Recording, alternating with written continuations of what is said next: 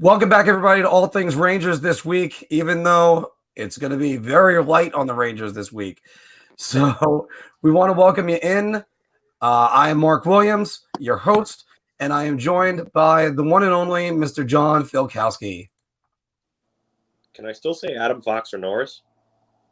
Yeah, you still be able. It's a regular season award. It was still in the regular season. All right. And the man who is glowing after his video about Ilya Sorokin, Mr. Anthony Larocco. The white whale has arrived, fellas. He's arrived. Isn't the white whale more about obsession? They coined him with that nickname for a while because it's like supposedly it's like you refer to someone like who doesn't really exist as that, but like he's talked about, Oh, okay. All right. I get it now. So I get it. It's an obsession then. Yeah, it's Moby Dick reference, but All right. Well, first, thank you everybody that's been subscribing and joining us. Our page has been growing plentiful over the last month. Keep watching, keep liking, keep recommending.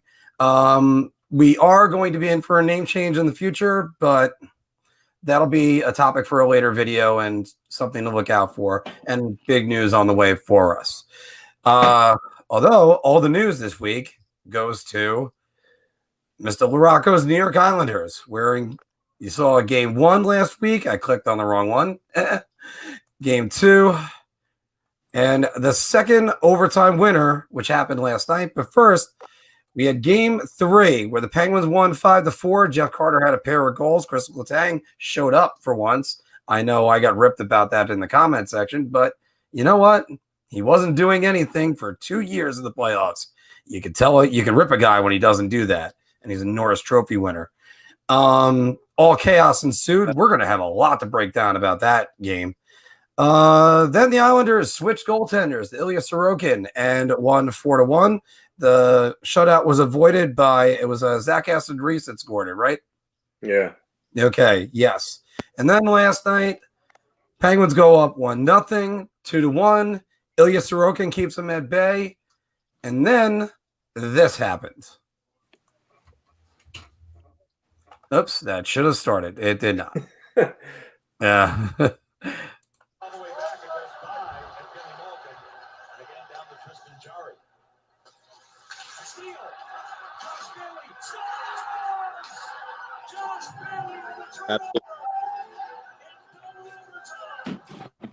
Okay. So one thing we talked about in our text messages between us was it's amazing to me the Islanders scout Tristan Jarry to say, well, if you fan on the first shot, you're going to score on the second one. Josh Bailey missed the puck. Same thing with Jordan Eberle. They both scored. And, well, for the breakdown of this, as the Islanders take a 3-2 series lead, we will turn it over to our resident Islander expert. Well, before I gotta get into breaking down the games, especially starting with Game 3, I made that video saying that Barry Trotz needed to make the change to Ilya Sorokin. After that first game he played in Game 1 where he made 38, 39 saves where he essentially won the Islanders the game in the second period. Going back to Varlarmov, I thought was a odd decision, despite Varlarmov being the guy during the year, because Sorokin had played so well in Game 1. Game 2, so Varlarmov settled in after a horrid first goal. But Game 3, Trotz rolled him back out there, and he was really off. He was bad. He was real bad. And thankfully, Trotz came to his senses and switched to Sorokin. And now, since then, the momentum has shifted, and Sorokin kind of changed the course of the series. But starting with Game 3, that was a game where the Islanders scored 4 goals. Barry Trotz said after Game 3 that it was kind of a dig at Varlarmov a little bit. When you score 4 goals, you really should win the game. You find a way to win. And they didn't do that, mostly because Varlarmov was off his game. The Islanders came back twice in that third period to tie the game. They had the momentum. They were home. The crowd's buzzing. And then each time after they tied it, Pittsburgh responded with a goal. Some of the goals weren't bad, but also, too, sometimes your goalie needs to make a timely save, stoppable shots. Varlarmov didn't do that. and the Islanders ended up losing the game. So that, when you look back on it now after what transpired in the last 2 games, if Trotz would have either simply started Sorokin, or at the very least gave Varlarmov the yank after that 3rd goal in Game 3, this series is over. Because Sorokin, probably with the way he's playing, he wouldn't have allowed 5 goals. 4 goals would have been enough for the Islanders to win. And now the series is over. But, it's in the past. They have the series lead now anyway, which we'll get to in the next 2 games. But it could have been over. It could have been over, and unfortunately it's not. But, again, the Islanders now up 3-2, going back to the Coliseum. Going back to that Game 3, though, it did get chippy. The Islanders kind of started to impose a physical style of hockey on the Penguins. We saw it with that crazy scrum where all 5 guys went into the penalty box. So that's the type of brand that I feel like the Islanders need to play, especially at home against Pittsburgh. Because when they're hard on Pittsburgh and play physical like that, Pittsburgh has guys like Tanev that could play that style. But other than that, the Penguins don't really prefer to play that style of hockey. So I noticed the tide in that game started to sway after the Islanders really started getting after Pittsburgh physically. After they tied the game on that Beuvillier power play goal after that scrum, because they ended up with a man advantage from that. But overall, I thought that was a game that the Islanders could have won, and unfortunately, they didn't get the goaltending. Now, going into Game 4, Trotz did make the switch to Sorokin. The Islanders are at home, and so far, out of all the games in the series, that Game 4 was probably the best the Islanders played. Pittsburgh didn't really mount much. I mean, they did have 30 shots on goal, so they got a decent amount at the net. But the Islanders controlled that game really from puck drop to the final horn. They were all over the Penguins. They played fast. They played physical. They had good defense. They got the timely goals when they needed it to. Like we always said, the Islanders getting the first goal in this series is big. It's big for them. It increases their chances of winning the game by a lot. And what do you know? They got the first goal, and they ended up winning the game. Pullock chipped in with a big second goal. I think that goal was huge. And then the 2 goals on the power play, 24 seconds apart. Those were big. You had the goal. Wahlstrom let one rip. Teddy Bluger inadvertently put it in the net trying to get the rebound. Teddy Bluger must have had money on the Islanders. Yeah. He's like, all right, this will help us get to the over. Well, you know what it is. Wahlstrom shoots the puck so hard, and it hit Jarry, and I think Bluger came out so fast. Bluger was just trying to get rid of it. I just think with it, the rebound carrying off of Jarry and Bluger trying to act fast, it just was a disaster. Just spelled for the Penguins on that one. The only one I've seen worse than that, I have to add, is Nicholas the Backstrom. 96 conference finals with Paul Coffey, that he just put the puck. It was a pass in front. He just put it right into his own net. Bullseye. I thought you were going to say, I don't remember the year, but Steve Smith? It was Nicholas Backstrom. The Capitals. It was against the Penguins, oddly enough. I guess to this day when I watch the video, I'm still trying to think what the hell he was doing, but I guess he was just trying to shoot the puck into the corner, and it rolled off wrong on his stick, and he ended up shooting it into the net. He shot directly, and it looks like directly in the net. That was the worst one to me, but anyway, 24 seconds later, Jordan Eberle responded, the 4th goal, and that was really just the icing on the cake at that point. Sorokin was solid in net, lost a shutout with, like you referenced, a minute and change left in the game. And then into the all-important Game 5, this going back to Pittsburgh. I felt Pittsburgh needed this game more than the Islanders, in my opinion. And it showed. They came out. They were all over the Islanders. I think in the second period, they outshot the Islanders 20-2 or something like that. I don't know what the final count was, but they just swarmed Sorokin. He did let in that one in the second. But after that, I mean, he just shut the door, and he gave the Islanders the confidence that they needed to win the game. Because in the locker room, they were saying how, after they realized Sorokin gave us an opportunity to win this game, we're still in it because of him, and they slowly got to their game. I thought the third period, they started to carry the play, and then the first overtime I thought was a pretty good period for the Islanders too. But again, it wouldn't have even got that far if it wasn't for Sorokin's play.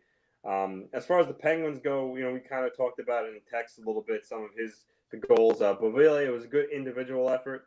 I know Filk was saying Jarry probably should have came up with a save, but he didn't. And that goal was big because Beuvillier scored that goal with a minute a minute left to play in the period. So that kind of gave the Islanders life, tied the game at 1. And then the Eberle goal, Jarry was just kind of like, I don't know what he was doing there. I know Komarov sent the pass across the crease, and he like dove. I don't know if he anticipated Eberle like shooting right away, and he was out of position, so he just tried to sprawl over. But I mean, either way, even with Barzal fanning on the first attempt, it was still an easy goal for him to put in once he got recollected himself. And from that, I kind of, me personally, when they tied the game at 2, that's when I felt like, holy shit, the Islanders actually might win this game despite, getting outshot by a lot. And then from there, I thought that's when the Islanders started to take the play away from Pittsburgh. And, then again, Jarry made a poor decision. I think he felt pressured from Beuvillier coming up the middle, trying to get to it. And I don't know if Eberle got a piece of it that maybe slowed it down a little bit, but either way, Jarry made a poor decision, goes right to Josh Bailey. Again, he fans on it with a little pressure from behind, but thankfully enough for him, he was able to regain it enough to put it in. But my God, man, that was a crazy game. It really was a crazy game. A lot of emotional ups and downs. I thought that, the Islanders kind of, well, I guess the saying is good teams find a way to win hockey games, and they found a way to win thanks to their goaltender and just getting back to their style of play. But, now it's in their hands. Game 6, the Coliseum's increasing capacity tomorrow from 6,800 to, they didn't say what the amount's going to be, but it's going up. Place is going to be crazy. They're going to be jacked up from, the Game 5 performance with Sorokin. It's just going to be a perfect storm. So honestly, I think all the Islanders need to do here, get the early lead, let the crowd just become more intense and into the game. And I think if they get a multiple, let's say they get a 2-0 lead early, or, even like a 3-1 lead, Pittsburgh might fold at that point. So, but they need to get the early lead and get on Pittsburgh and kind of, give the fatal blow, step on their necks here and kind of try to finish them, because while they have won 2 out of 3 in Pittsburgh, which is impressive, you don't want to go back to Pittsburgh for a Game 7 if you don't have to. So this is their chance here to close it out tomorrow. But still a lot of areas they can clean up. Like I said, they can clean up their defensive zone scheme. They're making a lot of uncharacteristic turnovers.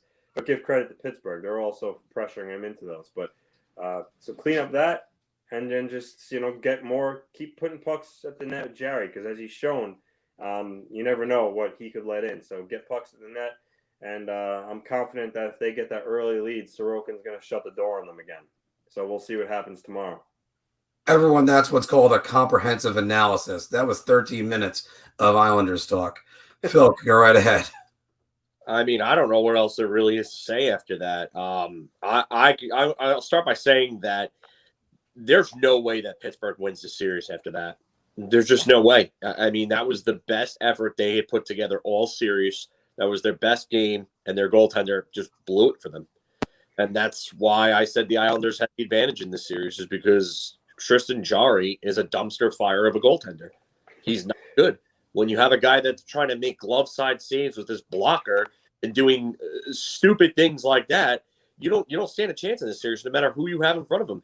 And the scary part is that I underestimated Pittsburgh's depth. Jeff Carter has really, really been an absolute driving force for that team, because Pelech and Pullock have done a number on Crosby. Let's put that out there right now. He's got 2 points. He's 2 points in the entire series. So I mean, he's been neutralized for the most part. Evgeny Malkin just came back, and he's got a couple of points, but he hasn't looked like the Evgeny Malkin that we've seen in the past. I mean, Brian Rust and Jeff Carter have been their 2 best forwards. And I would even say that Sorokin shouldn't have let in Brian Rust's goal last night. I didn't think that was a great goal for him to let up. But Ilya Sorokin definitely was the difference for the Islanders. I'll say that. He played well. He played very well. But the difference in the game is Tristan Jarry. And you cannot have goalies letting up goals like the first goal and the third goal. I know that it's a good individual play by Beuvillier to get that chance, but that shot has to be stopped. That's not a world-class shot. That's not some Alex Ovechkin corner-seeking, twine-labeled piss missile. of a shot. That's a shot that a NHL goaltender should be able to stop, and the better ones do stop those shots.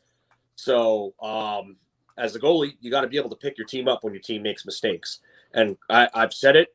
Chris Letang has been mediocre at best in this series. I know he has a few points, but that doesn't excuse his bad defensive play. And I thought Brian Dumoulin has been kind of meh too. I don't want to say bad because he's been all right, but for a top pairing defenseman and one who has played as well as he has in the past, it's not good enough. So I don't see Pittsburgh winning this series. It's funny because I said that after Game 5, the Islanders would be up 3-2 in the series, but just not the way that it happened. I didn't see Pittsburgh winning Game 3 and then losing the next two. I saw the Islanders winning Game 3, losing Game 4, winning Game 5. It's funny the way these things work. So, but the Islanders have shown an ability to play a game that they really didn't want to play in a track meet. And they stayed in there. They didn't win some of those games, but they stayed in there. That's really important. But Pittsburgh, if they have any chance, they have to come back the next game, and they have to be mistake-free. Because if they make that first mistake, Barry Trotz's Islanders are going to step right on the Penguins' throats, and they're going to end this series at the Coliseum. So I think we're seeing the Islanders move on after Game 6. Yeah, as soon as that overtime goal was scored, I couldn't help but I turned to somebody and said, I guess they saw the groundhog and 2 more weeks of Islanders. First, by the way, addressing this comment right here, does Pittsburgh need to go to Casey DeSmith? He's hurt. He's hurt. Yeah, that's right. But I wouldn't even either. He's not any better than Jari. I mean, like I said, I broke them down when I looked at those numbers, and all the numbers said Pittsburgh goaltending got better against the Islanders. Eye test shows, oh my God, no. And Anthony, bad decisions. Bad decisions. That Jari was trying to make was on the level of maybe I should get back together with my ex for the 3rd time.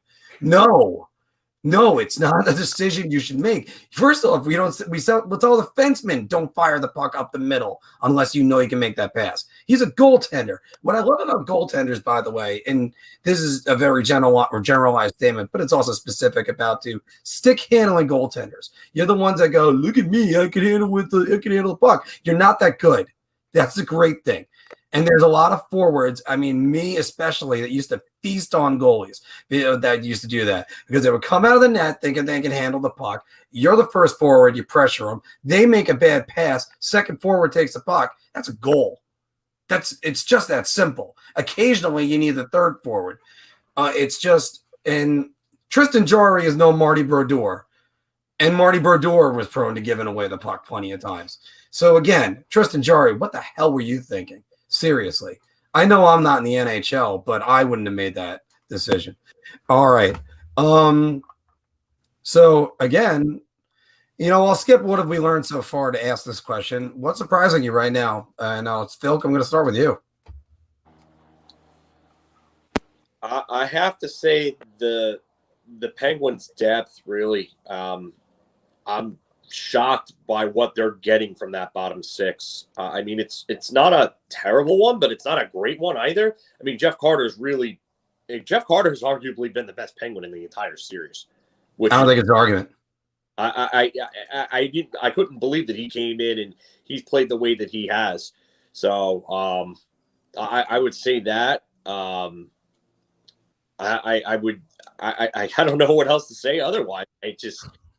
He's really been a force. He's created offense from that third line and given them a third scoring line. And the Islanders have really had a lot of trouble with his line.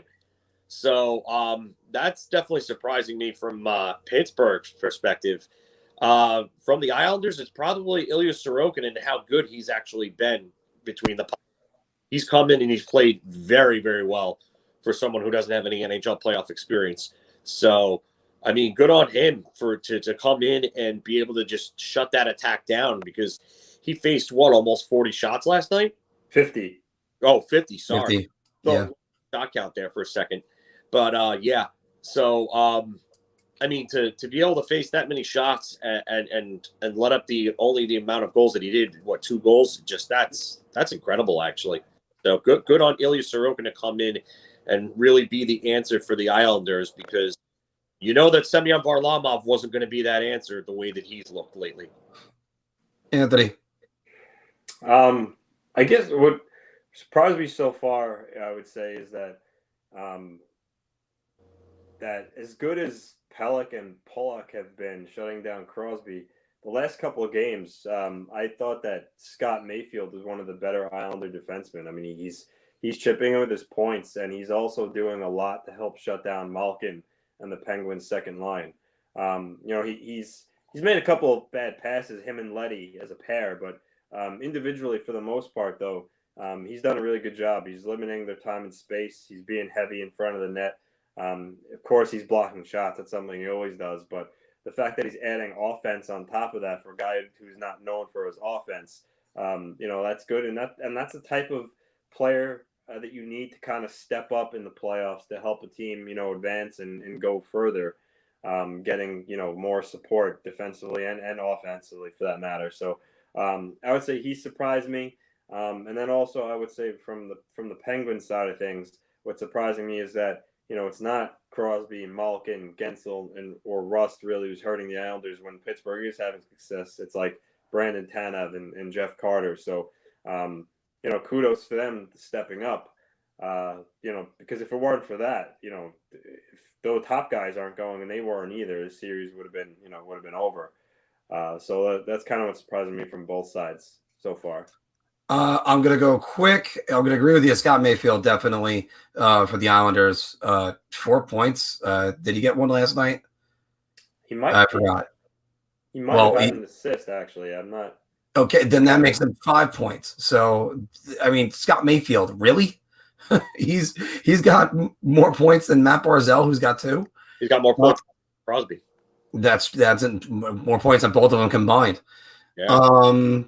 And no, sorry, it was Leddy that assisted on Beuvillier's goal. I thought it was Mayfield. So all right, then in that case, he still has equal points to Sidney Crosby and Matt Barzal combined. So for the Penguins, just Evgeny Malkin, like, where is he?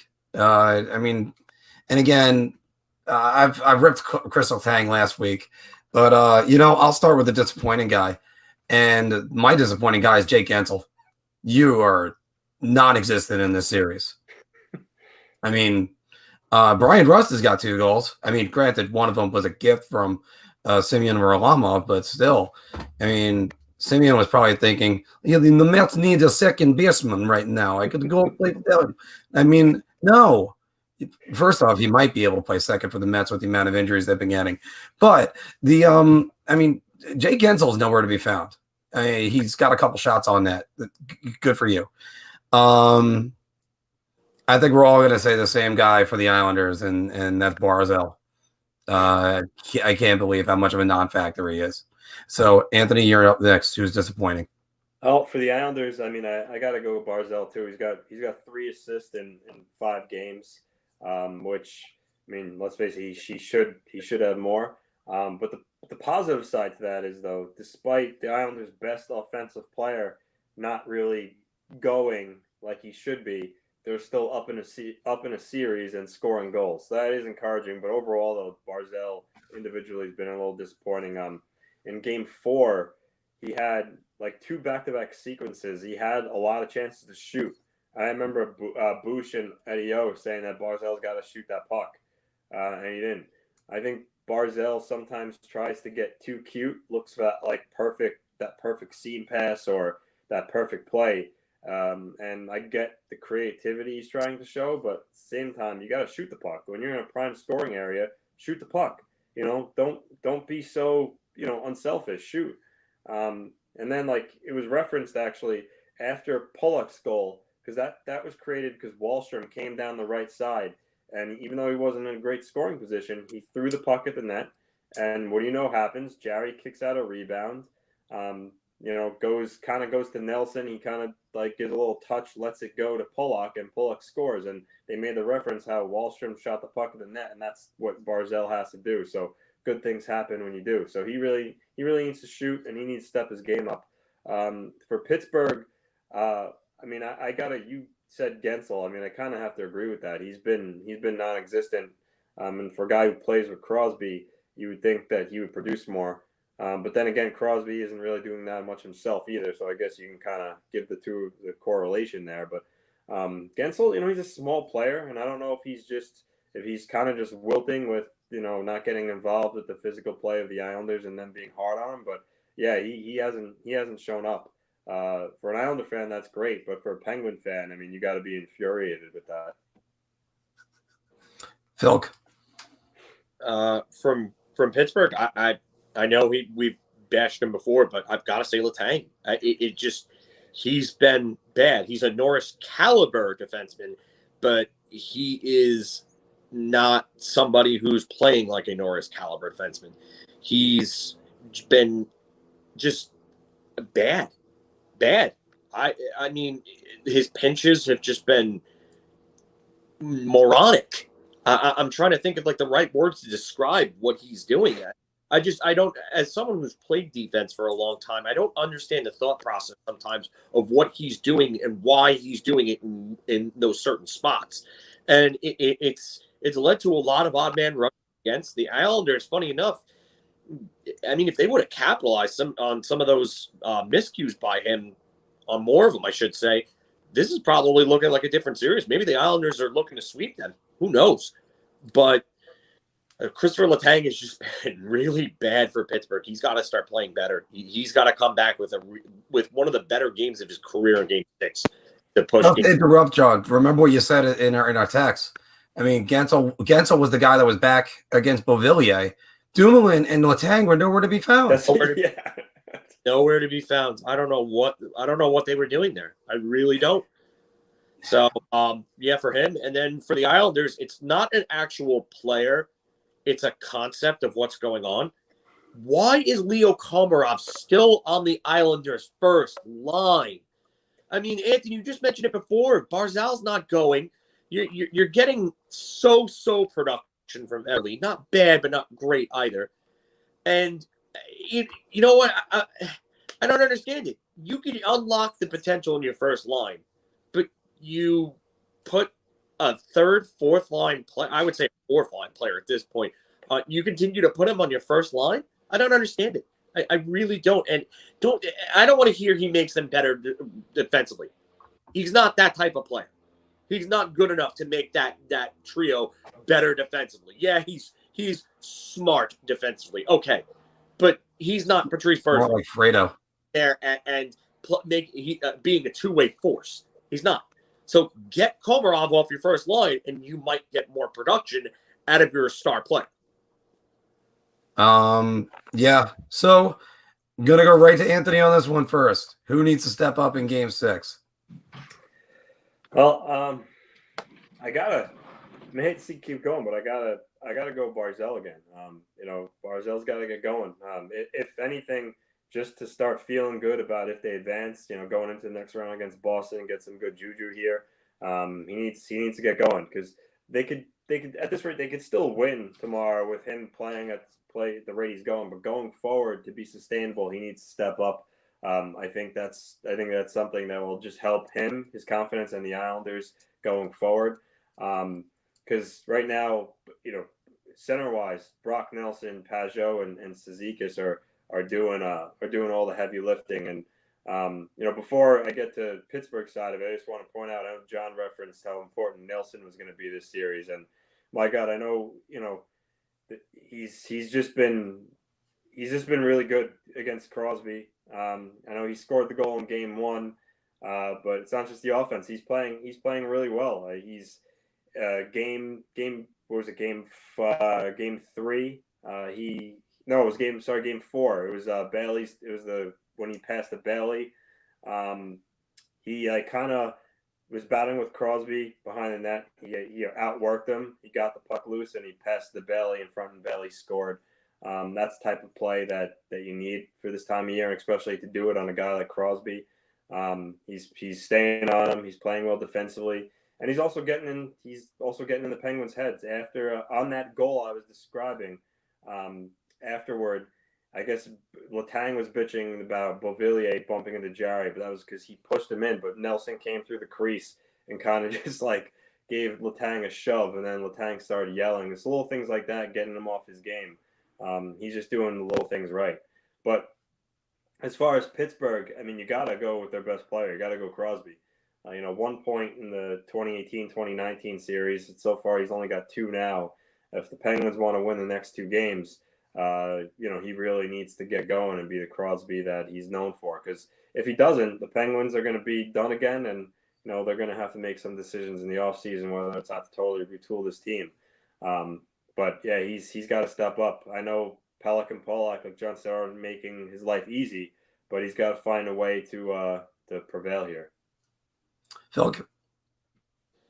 Well, the Pittsburgh one was going to be Crosby. And the reason is that the great ones step up and play their greatest in the big moments. Wayne Gretzky, Game 7, 1993, Campbell Conference Finals. What did he do? Played the best game of his career, by his words. 3 goals and an assist, and got the Kings to the Stanley Cup Finals to face Montreal. Sidney Crosby needs that type of signature game in this Game 6 here to force Game 7. Because if he doesn't, Anthony said, they're going home, and you're going to start hearing those, will Evgeny Malkin be traded rumors again? Because, it seems like it happens every time that they lose, but I think there's going to be a little more legitimacy to it this time around. There might be more, there might be the fire to where the smoke is this time. So for them, Crosby's got to step up. I know that he doesn't have the greatest line mates, but as I've said in the past, he always seems to play better with lesser line mates, like a Pascal Dupuis or Chris Kunitz or whoever. It just, that's what he does. Jake Gensel has got to get into this series too. He's milk carton status right now. So, for the sake of not saying Anthony's answer, I'm going to say Jake Gensel, and I have a feeling it was probably your answer for Pittsburgh, Mark. So I'm sorry. I already used him for disappointing. My answer was going to be a hat trick and make a Crosby. Well, yeah. Jake Gensel's been milk carton status, so he really needs to get on the board as well. For the Islanders, I've got to say Barzal. It's, again, star player, best player. He needs to have that type of moment. I'm not going to say that he's a bad player or anything, but I don't think I've ever really seen Barzal have that type of moment in his career. If he wants to start, building on a legacy and showing that he is the real deal, then he needs to come out in Game 6 and he needs to really put the stranglehold on Pittsburgh and put them out. I would like to see Barry Trotz take Leo Komarov off that first line and actually give them a third player that can really skate and facilitate some offense. I don't think it's going to happen because, like Anthony said, that they're winning despite that. But Matt Barzal's got to step up in this next game, and they've got to close Pittsburgh out, because if it gets to 7, all bets are off. So again, Sidney Crosby. So to make it all 3 of us calling him out right now, you're one of the. I think I said before, I have him 6th best player of all time. That'll be a debate for a later day with these videos, but it's that's where I securely put him. I just think he's that great. If you're going to be that great, you got to step the hell up. This is another series where the Penguins seem they're whimpering out. And don't forget that 2014 comeback against the Rangers, that looms on your record as well. Granted, the 2 Stanley Cups after that and 2 Conn Smites sort of eased that. For the Islanders, when you have the lead in the series, when you're going home, the guys I'm saying to step up, the identity line. That first shift, hit anything that moves. Make those boards rock, and you're going to get the crowd into it really early, and they're going to be already in it, drunk. If I was there, I'd be hammered too. So it's just, come on, that's what you got to do. Get the crowd into it, get everybody's adrenaline going, get your teammates' adrenaline going, and then next thing you know, puck's in the back of the net. So, boys, closing out this segment, and I know we ran long today. Sorry about that, but what is your headline at the end of Game 6? Anthony. I think it'll be Sorokin, Pajot help move Islanders to second round against the Bruins. I think Pager's been good all series. He's doing the little things. He's helping out with Crosby.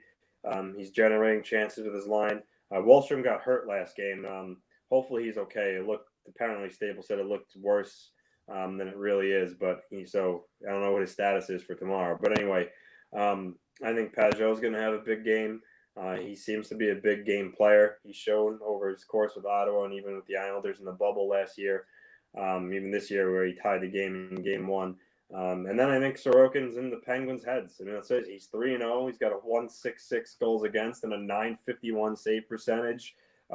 He's on fire right now, and I think Pittsburgh's frustrated right now by him. They're probably going to be second guessing, trying to place that perfect shot to beat him. And sometimes when that happens, you know what the results are. So, Ilya's feeling good. I think he's going to shut the door on them.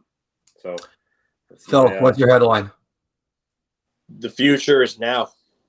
It's all about Sorokin. Okay, and I'm going to go, the barn was a rockin', Pittsburgh didn't come knocking. So, and just to clarify something, I had people talking about this the other day. Game 3, because, of course, the least knowledgeable 4-time Stanley Cup winner couldn't figure out why Sidney Crosby was out of the box when he was.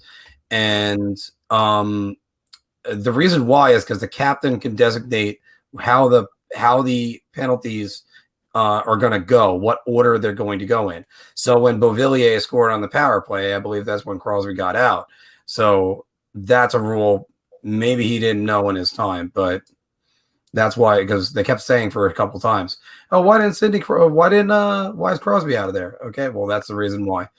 And if I'm Sidney Crosby, my penalty goes off first because I'm more important to this hockey club. All right, what are your thoughts on the Islanders and the Penguins? Are the Penguins going to extend it to 7? Can they win this series? Are they going to win this series? Or are the Islanders just going to close it on out at the Garden? Jesus, at the old barn. Ugh, I still can't say it. I had trouble saying it. Anyway, we want to know your thoughts. Put all the comments down below and stay with us because we're going to do honest press conferences that the players wish they could say the things that we were saying. But before we do that, we're going to go to our weekly Bar Talk segment. And let's get our intro right over here. I'm going to take a shot on this one. I'm going to say beer. I'm buying everybody around on this. Oh my God. All right. So recapping, if you're just joining us for the first time on this, we are gauging our confidence on NHL topics based on our choice of drink. And here's an easy one for the first one. Matt Barzal is snake bit. Mr. Filkowski, take it away. I'm buying everybody around, but it's also not by his own doing. Again, you can't have Leo Komarov with him and expect him to be able to produce. I think that's unfair. I think that's unfair to any player. Leo Komarov is a fourth liner.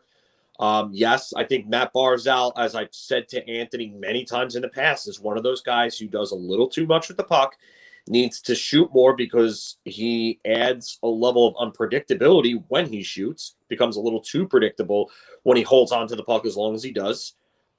He hasn't been as bad with that in this series as he's been in the past, but he still does it. And Leo Komarov does not help that line out at all. So Matt Barzal is definitely snake bitten. I'm buying everybody around on this. Anthony. I'm going to go beer only because I think when I think of snake bit, I think of like someone who's getting chances and the puck's just not going. But either way, he's not producing. But he did hit the post in game. It was which game was it? Was a game not last night, so I guess it was game 4.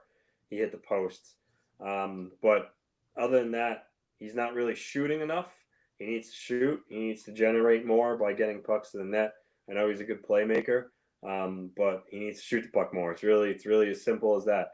He's a great skater. He's great on his edges. He needs to use those things to his advantage and go hard to the net. Because when he does that, that's when he's the most dangerous. When he tries to stay on the perimeter and kind of like skate circles in the zone and look for that pass, it's when, he can get knocked off the puck and, cause a turnover or whatever. So he's got to shoot the puck more because, he doesn't have a bad shot. So he just needs to use it, and hopefully the puck starts going in. I'm going to buy everybody around on this, and it's not anything to offend Matt Barzal with. It's just you can see he's goalless in the series. He's passing up shots. But the bad news is he is snake bit right now. The good news is all it takes is one to go in, and things can change.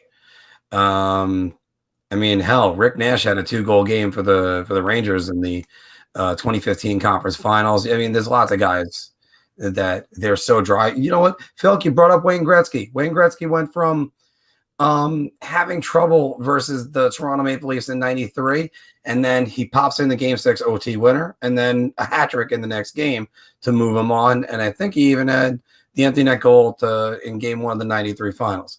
Unfortunately, he lost that, but that's a different story. FIlip Chytil is part of the New York Rangers' future. And by that, I mean he'll be on the roster, not part of a trade. Anthony, take it away. Well, in my kind of like mock-up for the Rangers, which we'll get to at another episode, I had him as part of a trade. So I'm gonna go shot on this. Actually, I think he could be a useful trade chip because I don't really think they want to trade guys like Kravtsov or even Kakko. Chytil's still a young player. He hasn't put it all together yet, but he could still be a useful player to a team in a trade. And I think the Rangers could also afford to trade him as long as they get some more centers, though, because I do think they need to improve their center depth. So if they're going to get rid of him, they just need to make sure they get some more centers to improve their depth. But I think he's a piece that could help them get the player that they want to, not as the main piece, but as an additional. So I'm not sold on him being a Ranger for instance, he's an RFA this year. I don't know if he'll get locked up long term. I think he'd easily go in part of a trade. So that's why I'm going to go with a shot there. I'm going shot as well. I've said that they're going to trade for Jack Eichel. I see it. I still see it. I think it's inevitable, and I think FIlip Chytil's going the other way. So I'm saying shot. I gotta go shot too. Again, Ranger fans, when you see this, when we're making these critiques, it doesn't matter whether or not we like the player or not. I was one of the biggest FIlip Chytil fans coming up, but I thought he was one of the most decisive young players I ever saw in those first preseason games in 2017. That decisiveness is kind of not exactly there anymore. And I don't think he distributes the puck as well. And he's kind of soft for a bottom six center. So if he's not going to blossom into a second line center, you're gone. There's no reason for him anymore. So he's either got to develop toughness or move on. And again, if the Rangers end up trading him or anything, I wish him the best wherever he goes. So it's not that. This one's going to be a tough one to predict, but the Bruins are going to win the East brackets. I will start this one right now. Beer. I wish I had my answer right away, but it's such a cop out to say beer. But the fact that the Islanders and Penguins are beating the snot out of each other right now, the best thing for the Bruins would be Pittsburgh comes back and takes Game 6, and whoever wins that game. Then you have to ask about the rest versus rust thing, and we'll see how that goes. Anthony? I'm going to go beer. I know, Mark, you just mentioned they've rested, but remember, in 18-19, the Islanders swept the Penguins, and they waited for like 7-8 days to see the winner of the Capitals Hurricanes. And then they played the Hurricanes, and the Hurricanes swept them. So sometimes time off isn't necessarily a good thing. But to the question at hand here, will they win the East? It's tough because, I know regular season is a different animal, but in the regular season, the Islanders beat them 5 out of 8 times. The Bruins and Penguins also played some really, really close games. They were competitive. So either team, I I could see beating Boston, but I'm not either or. Whether it's the Islanders or the Penguins, I'm not totally 100% sure where I could say, oh, I think the Bruins will definitely win that series. I think each one, honestly, will be a toss-up for different reasons depending on who they're playing. So I'm going to go beer. Just before John answers, do you know that when the Islanders got swept by Carolina, that's the first time ever a team swept another team and got swept by a team coming off an overtime Game 7? Filk, to you. Hat trick here, beer. I could see Boston being an absolute problem for whoever they end up facing. I mean, you're going to get a better defense, a better goaltender, and now you're going to have to face two lines that are absolutely scoring. Could the Islanders counteract those top two scoring lines with their top four? Sure, yeah. Could Sorokin end up, going toe-to-toe with Rask? Absolutely. Could could their bottom six beat Boston's bottom six depth? Yeah, I mean, it's all possible. And the Penguins, I mean, Crosby, let's just say he goes off these next two games and they come back and win it. Could he be a real problem for Boston's defense? Sure. I mean, Malkin, obviously, just all the aspects of it. But you come down to the whole rest versus rust thing, and that's definitely a good point. It's the Islanders, like Anthony said, they got swept after waiting how long. I wonder if it helps Boston though, because they're dealing with some guys with injuries like Brandon Carlo. I wonder if that helps him. Well, and he'd be a big boost for them. So I don't know. I'm going to say beer because I think the next matchup, whoever it ends up being, it's probably going to be a close one because as good as Boston was, Samsonov was not good for Washington in that. He simply just wasn't. And that's part of the reason why Boston moved on so quickly. So I was obviously dead wrong about that series. Holy crap. Yeah. Just in 30 seconds, I'm just going to try to just address that comment that was up there. Rest versus Russ, look no further than New York Mets. First up, by the way, today I'm wearing my Darryl Strawberry Simpsons softball jersey. But also, the Rest versus Russ in 2015, also the thing you have to keep in mind for that, some people don't mention this. The Mets swept the Chicago Cubs, who had the lowest batting average against a 95-mile-an-hour fastball.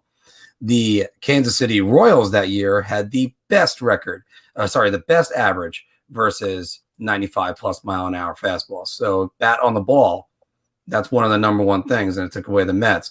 And by the way, if I still maintain if Daniel Murphy doesn't make that error in Game 4, you're tied 2-2. You lose Game 5. You still got the Grom card going 6-7. All right.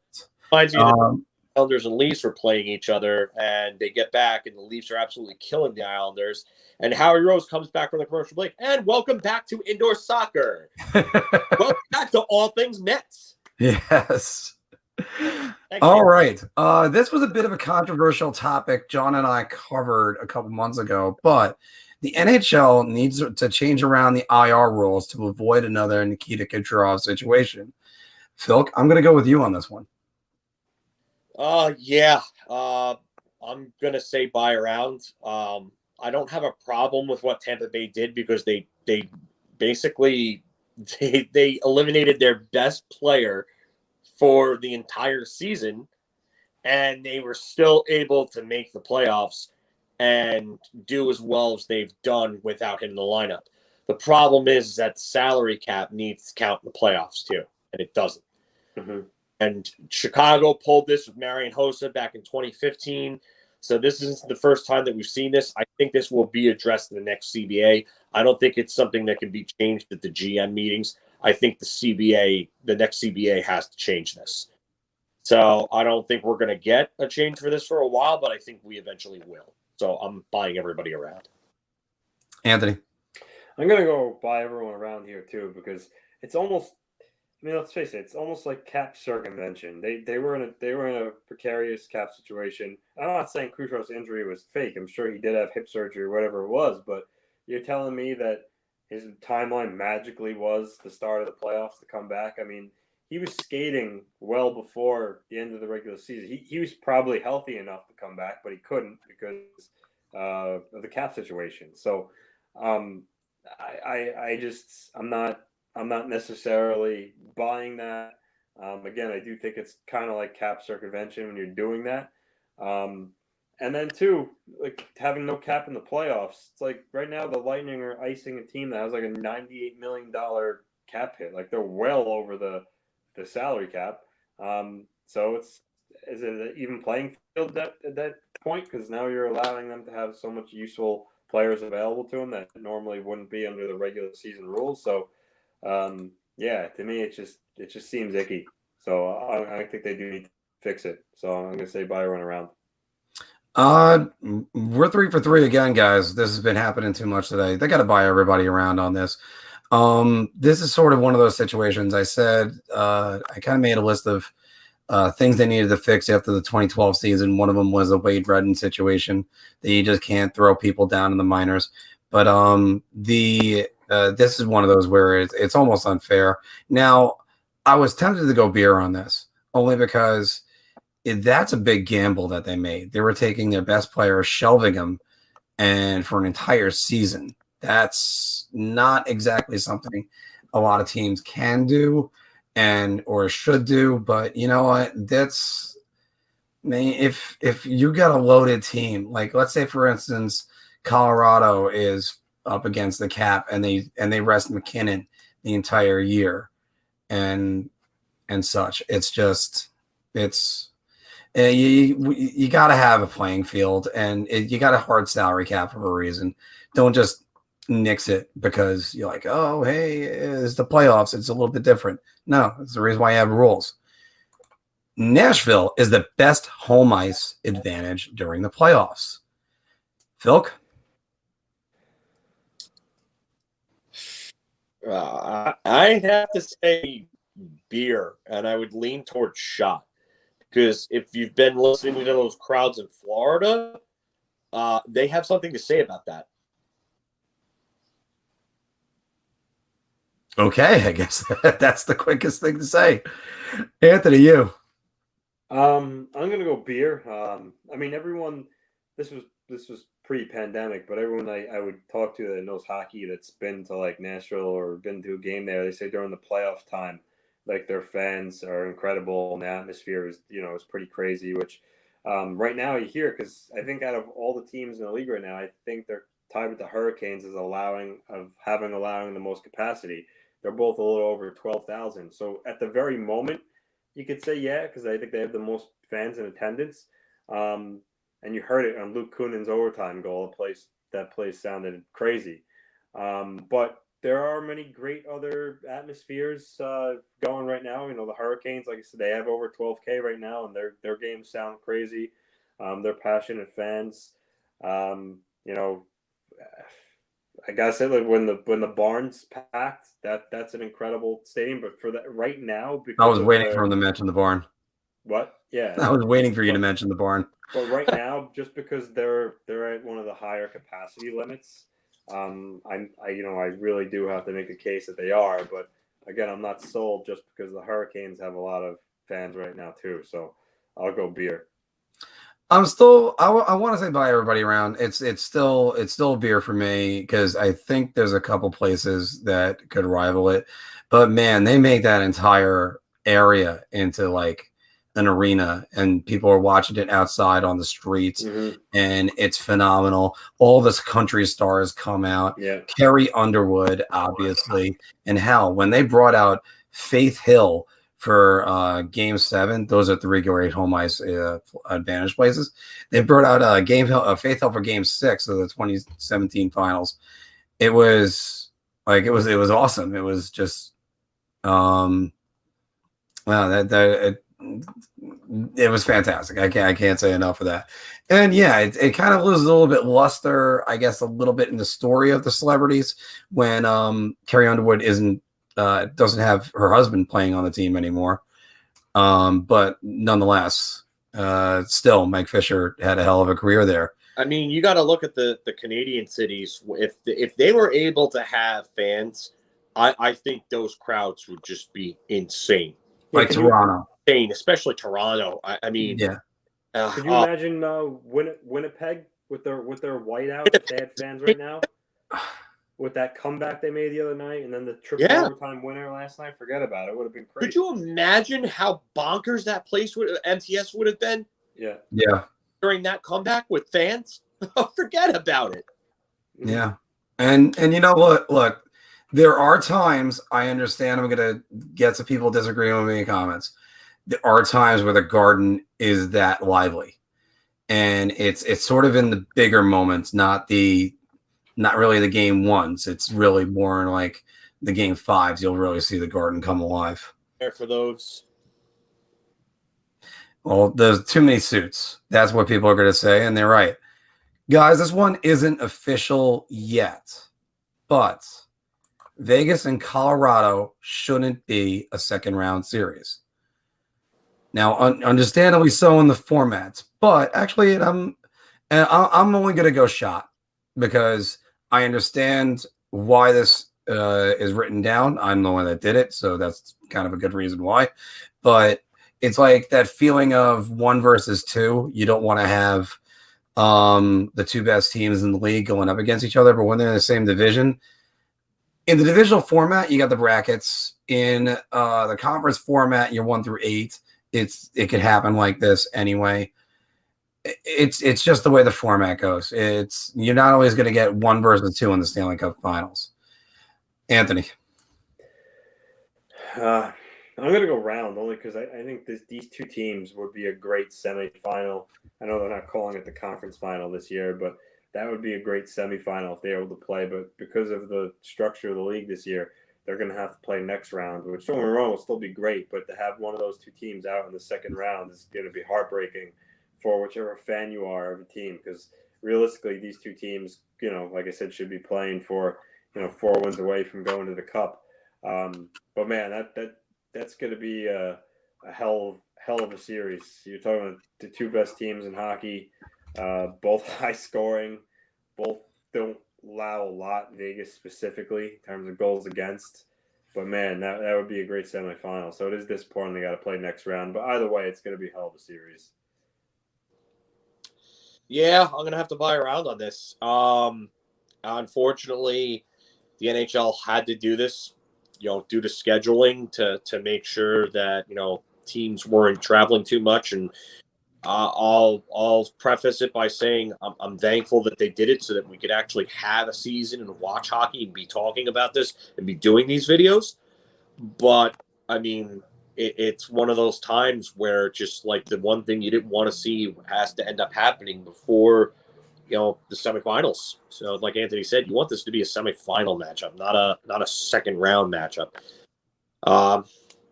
Two of the biggest heavyweights in the NHL. And you know what? I do love earlier round hockey because a lot of unpredictable stuff happens. You see crazy upsets, crazy OT goals in those first 2 rounds. And there's multiple games on every night.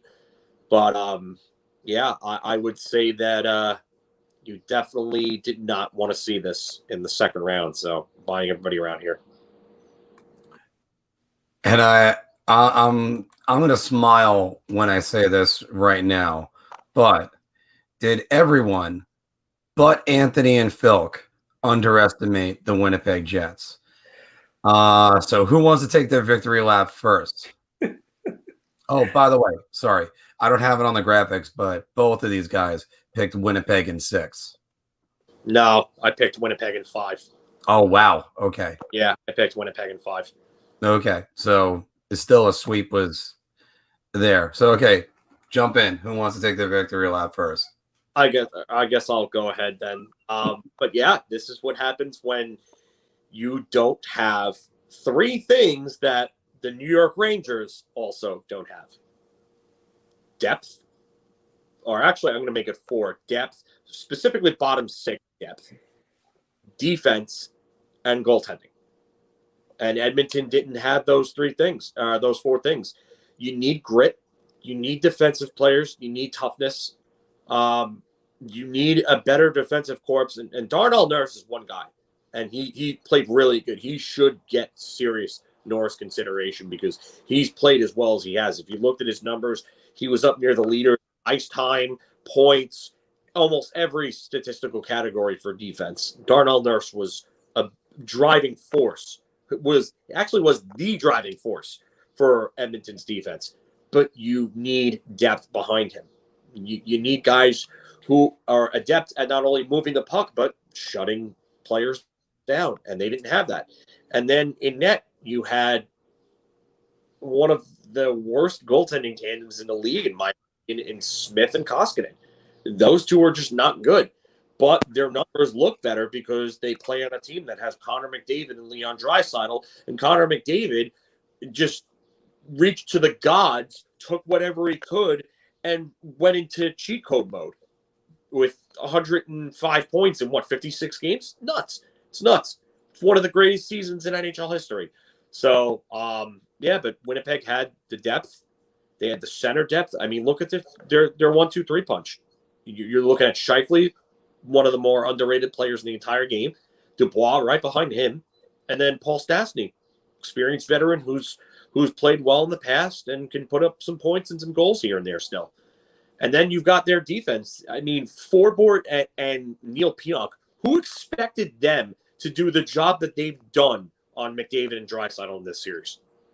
I didn't even expect that. I just thought these games were going to be high-scoring games, and then Winnipeg was just going to pull away from them. We were going to look at like 5-2, 5-3 games or something like that because Mike Smith couldn't stop a beach ball if his life depended on it. So, what I ended up saying ended up being correct. So I guess I got to pat myself on the back for this one because I was sure as shit wrong on Boston. That's for sure. Well, oh yeah, you guys were because you guys both picked Washington. Yep. Yeah, I didn't. So Anthony, I'm gonna go round here. Everyone did, aside from me and Filk. I thought right from the get-go. I thought Winnipeg was a much deeper team. You got Draisaitl and McDavid on the Oilers, but Winnipeg, I mean, Dubois, Ehlers, Connor, Scheifele, Kopp, Lowry, they're a heavy team. They have one of the best goalies in the league in Hellebuck in goal. They easily win that matchup over Edmonton. The only thing I wasn't totally sold on their defense, but they came through. I mean, McDavid's awesome. No one criticized him. He was a ghost in these 4 games. He didn't do much. And that credit to Winnipeg, though. They completely neutralized them. But yeah, boy, I mean, I think everyone underestimated Winnipeg. I saw a tweet from the 4th period. They had it was a retweet of all their predictions. Literally everyone on the staff picked the Oilers. There was one guy that picked Winnipeg. He was the one that retweeted it, but he's like, this aged well. But it just goes to consensus. I think everyone expected the Oilers to win. I guess just because they thought McDavid and Draisaitl on another level. But boy, Winnipeg really snuffed them out. Now, if you're an Oiler fan or you're their general manager, their coaching staff, you need to look hard in the mirror and get things going in the right direction because McDavid's not going to be happy about these early exits. So they got to figure it out. Oh, I'm sorry, Mark, before you say anything, there was a tweet that was dug up from almost 2 years ago. And it was Elliot Friedman talking about Connor McDavid and how he could see them having a discussion in 2 years after, what was going on with everything in Edmonton. And lo and behold, they lost last year, they lost this year. When do you start having those discussions? I don't think anything happening anytime this second, but when do those discussions start to happen is the answer, is the question that has to be asked right now, because sooner or later, he's going to get tired of it. I love that you're asking this question right now. First, I'm going to start by buying everyone around except Connor McDavid, because clearly you can't get one. Anyway, but, seriously, if I'm Connor McDavid, And we're going to have the honest press conference in a moment with him. But if I'm Connor McDavid, I am seriously looking at walking into the GM meeting with the head coach Dave Tippett, who, by the way, who's done a pretty good job with the Oilers. But what's going on with this franchise right now? They have 0 in net. You said it before, Darnell Nurse and Adam Larson. Those are your two go-to defensemen. Yes, Bouchard's going to be on this team next year. There's another one of their top prospects that is going to be on this team. But you're going to keep selling Connor McDavid on the future? Don't worry, we're going to be good one day. How about now? I had 104 points in 56 games. I mean, the reason why I was getting back to this question, and like I said, I'm buying everyone around, except you, Connor. But the Jets went, I think it was 9-11 in regulation. 2-9, and all those 9 losses were in regulation to end the season. And I thought they were spiraling out of control. They lost everything. Paul Maurice was just setting them up for the playoffs. He's a good coach. Got to hand it to him.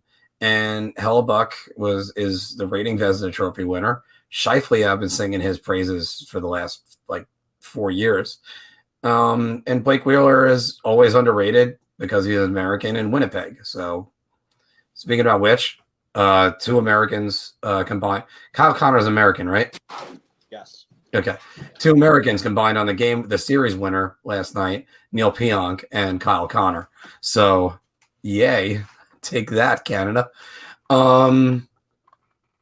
But Anthony, you're going to have to answer that question too. How much longer? I think it's actually sooner than later with McDavid. You're having this conversation. I think it's still a while. I don't think McDavid's at a point yet where, for instance, Jack Eichel, where he's screw it, I'm out. I think he likes it there. I think he's comfortable. He sees, Draisaitl with him. So there are some good things. However, he's not going to want to wither away and lose the best years of his career, either A, not making the playoffs, or B, losing in the, first round. So I'm sure he is going to want to see some changes. I'm sure he'll give them an opportunity in the next year to find a goaltender, to get more depth around him. So I don't think the Oiler fans need to, burn themselves yet worrying about, is there, a franchise player going to X out? But I will say this. Let's say I'll give it 2 years. If this year and the year after they either miss the playoffs or go out early again, I think maybe that's when McDavid says, all right, well, enough is enough. Because at that point, you're talking, he was drafted in 2015? 2015. So 2 years, we're 2021 right now. You're talking at that point, 2023. So 8 years at that point of really mediocrity as a team. Then that will start to weigh on you. And I'm good. Before we close out this segment with Filk's thoughts on that, the reason why I'm saying later, not sooner, is I don't see it. I really don't see the potential in this franchise. And the only thing I think that can make him somewhat stay for one of those 2 years, maybe some guilt about him being the star center on Team Canada whenever he plays. But he'll play more in the IHF championships than he's going to be playing in the Stanley Cup playoffs. Filk. I don't see it happening anytime soon, but it's going to happen if it continues at this course. It has to. Like Anthony said, he's not at Eichel's point yet, but I mean, when does it get to that point? And you wonder if there are certain events that could happen behind the scenes that could, speed that process up. So they better start making moves sooner. They better start making moves now. I mean, this offseason, they have to start making moves. So Ken Holland, you have your work cut out for you, something bad, because either you're going to be the guy that's going to appease Connor McDavid, or you're going to end up being the guy that trades Connor McDavid. And don't feel too bad. There were 2 GMs that traded Wayne Gretzky. So We want to know what you think. Thanks to Filk for throwing out one more idea for this segment. We want to know what you think. It's Vegas and Colorado, the series that shouldn't be a second round series. Minnesota might still have something to say about that. Should they change the rules to prevent good injured players from just sitting out for the season? Is Matt Barzal snake bit? And is Filip part of the New York Rangers' future? All that and more, put them in the comments below. We're ready to discuss anything. So we have a new segment for you guys, and I am jazzed up for this segment. I actually really can't wait for it. And just like the bar talk, it might we need to actually like iron out some of these, but these are called honest press conferences, where we're going to say the things that the athletes or executives wished they could have said in those press conferences. And we're going to start with an opening statement from each player or person. And we're going to start with Mr. John Falkowski as none other than Connor McJesus. I put everything I could into that series. And although it wasn't my best series, once again, my teammates come up short. I wonder if the upper management here actually knows how to build a team, because they don't understand what bottom six depth is. They don't understand what grit or toughness is. They just surround us with skill players. And it's just like it was in the early 2000s with the Oilers, where they got 3 first overall picks in a row, but they didn't know how to properly build a team. So is Ken Holland really any better than Peter Chiarelli at this point? He's going to have to start proving that, or I'm going to demand a trade in a couple of years. We still haven't figured out what goaltending is. When was the last time the Edmonton Oilers had a good goaltender? I mean, Dwayne Rolson, or is that really how long has it been since the Oilers had a starting goaltender that could win them a game or a series? I mean, I can't keep dragging this team on my back. I'm going to have to get a chiropractor because my back is absolutely just sore right now. But I'm tired of not winning series. We went to the second round back in 2017 in my second year, and we got so close. We got to one game of the Western Conference Finals, and the rug was just swept out from under us. And we need help. We need a better defense. Darnell's played really good this year. Adam is solid defensively, but where's the defense afterwards? I mean, was Evan Bouchard not good enough to play? Filip Broberg has to come over. I mean, we need some talent, but again, those guys are puck movers. Where are our two-way defenders? Why is Chris Russell still playing? I mean, it's just too much. We need something here to help me and Leon out. Me and Leon cannot keep dragging this team on our backs and doing it and being the force behind this team. So Ken Holland's got to make moves sooner or later, because honestly, I'm getting tired of it. I'm not going to waste away my career, especially if a team is not going to make any effort to put in moves to make this team a better team to get towards that Stanley Cup goal. So if they're not going to do it, I'm going to give them an ultimatum. You got 2 years to get your shit together. Let's go. Clock is ticking. Mr. McDavid. Yes. Can you actually put into words again how frustrating it is that the 3 panelists of ATR all have one less playoff series victory than you? Yeah, it's a little ridiculous that a bunch of guys talking about me on the internet can actually say that they have only one less series win than I do, which is amazing because I've already won 3 scoring trophies, 4 scoring trophies in my first 6 years, won an MVP. I'm on a trajectory to be one of the, I would say, top 5 to 10 greatest players of all time. We're already better than Sidney Crosby. I mean, I'm a human highlight reel, and what do I have to show for it? Because my team's front office doesn't know what goaltending is. Can Grant Fuhr come and smack Ken Holland in the head for me? I mean, I don't know. It's just ridiculous. I'm one player. I can't do everything. And I know that the conversations are going to come where people are going to start to ask, when do I start to play like Steve Yzerman and sacrifice a little bit? How about we bolster this team up like they did for Gretzky, like they did for Lemieux, like they did for Yzerman, so that they can win multiple championships? Because center depth wins. But taking your best center and neutralizing some of his talent and turning him into a 200-foot player just to cut is really just cutting off your nose to spite your face, especially when someone can produce it like this kind of clip.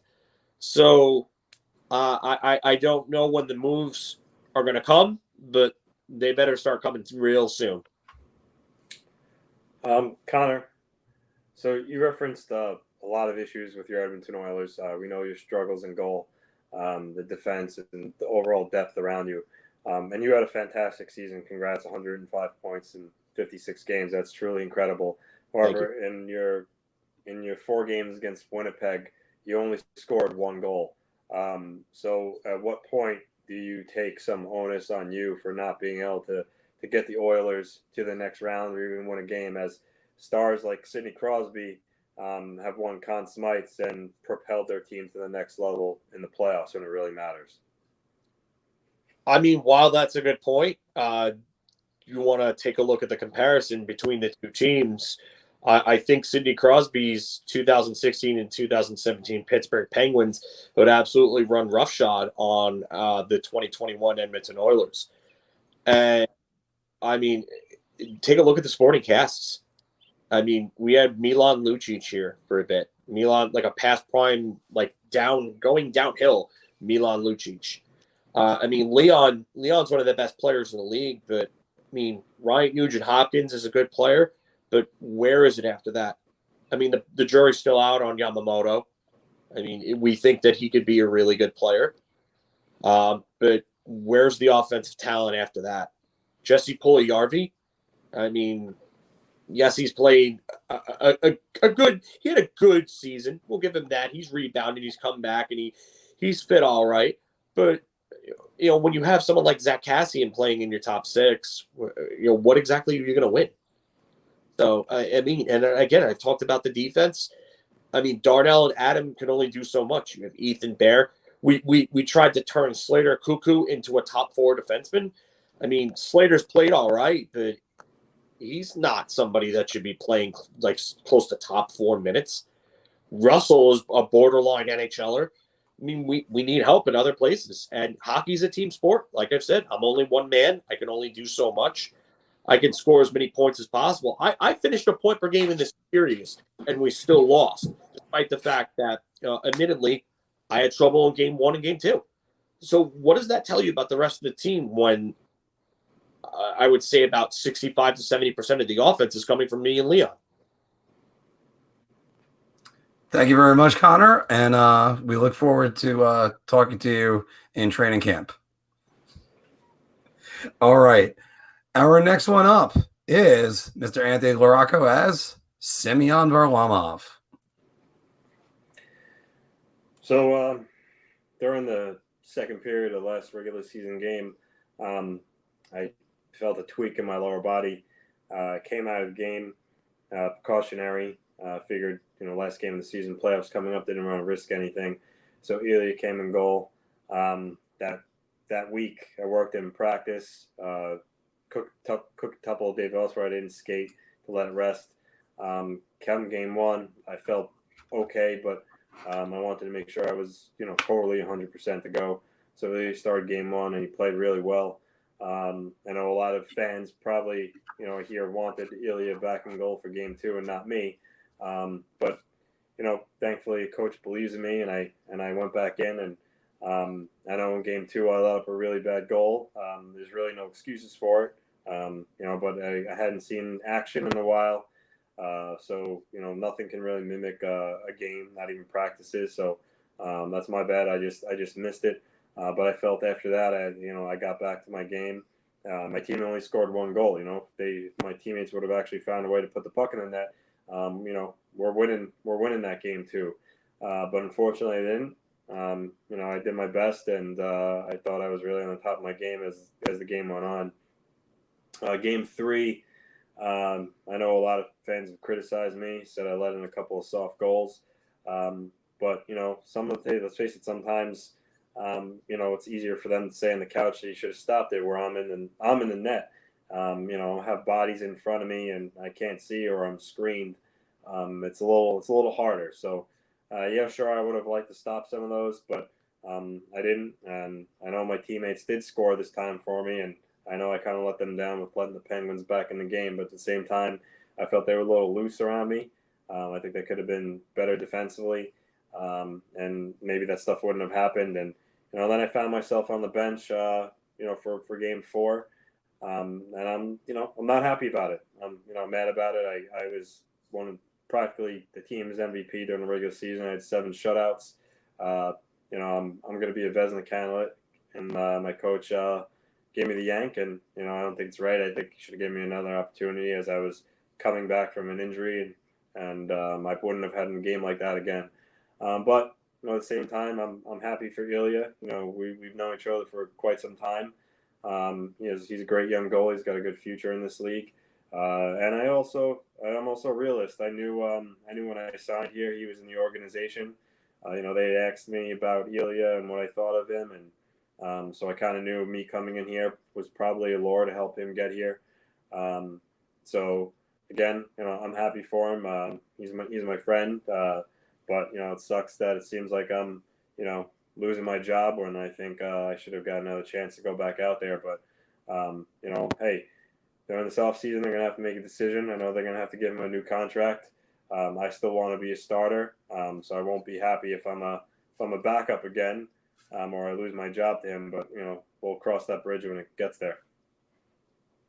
So, Semyon, what have you said to Ilya in terms of giving him advice in this whole thing, and how is your relationship with him in terms of talking off the ice and talking about things and maybe analyzing shooters and whatnot? And then for the second part of what I want to ask you is, like you talked about, that there might be a decision looming soon. What is your views on that? And maybe would there be a certain destination that you would maybe like to go to, or maybe teams that you have in mind, or because the expansion draft is also looming as well? Well, first question, like I said, I've known Ilya for a long time.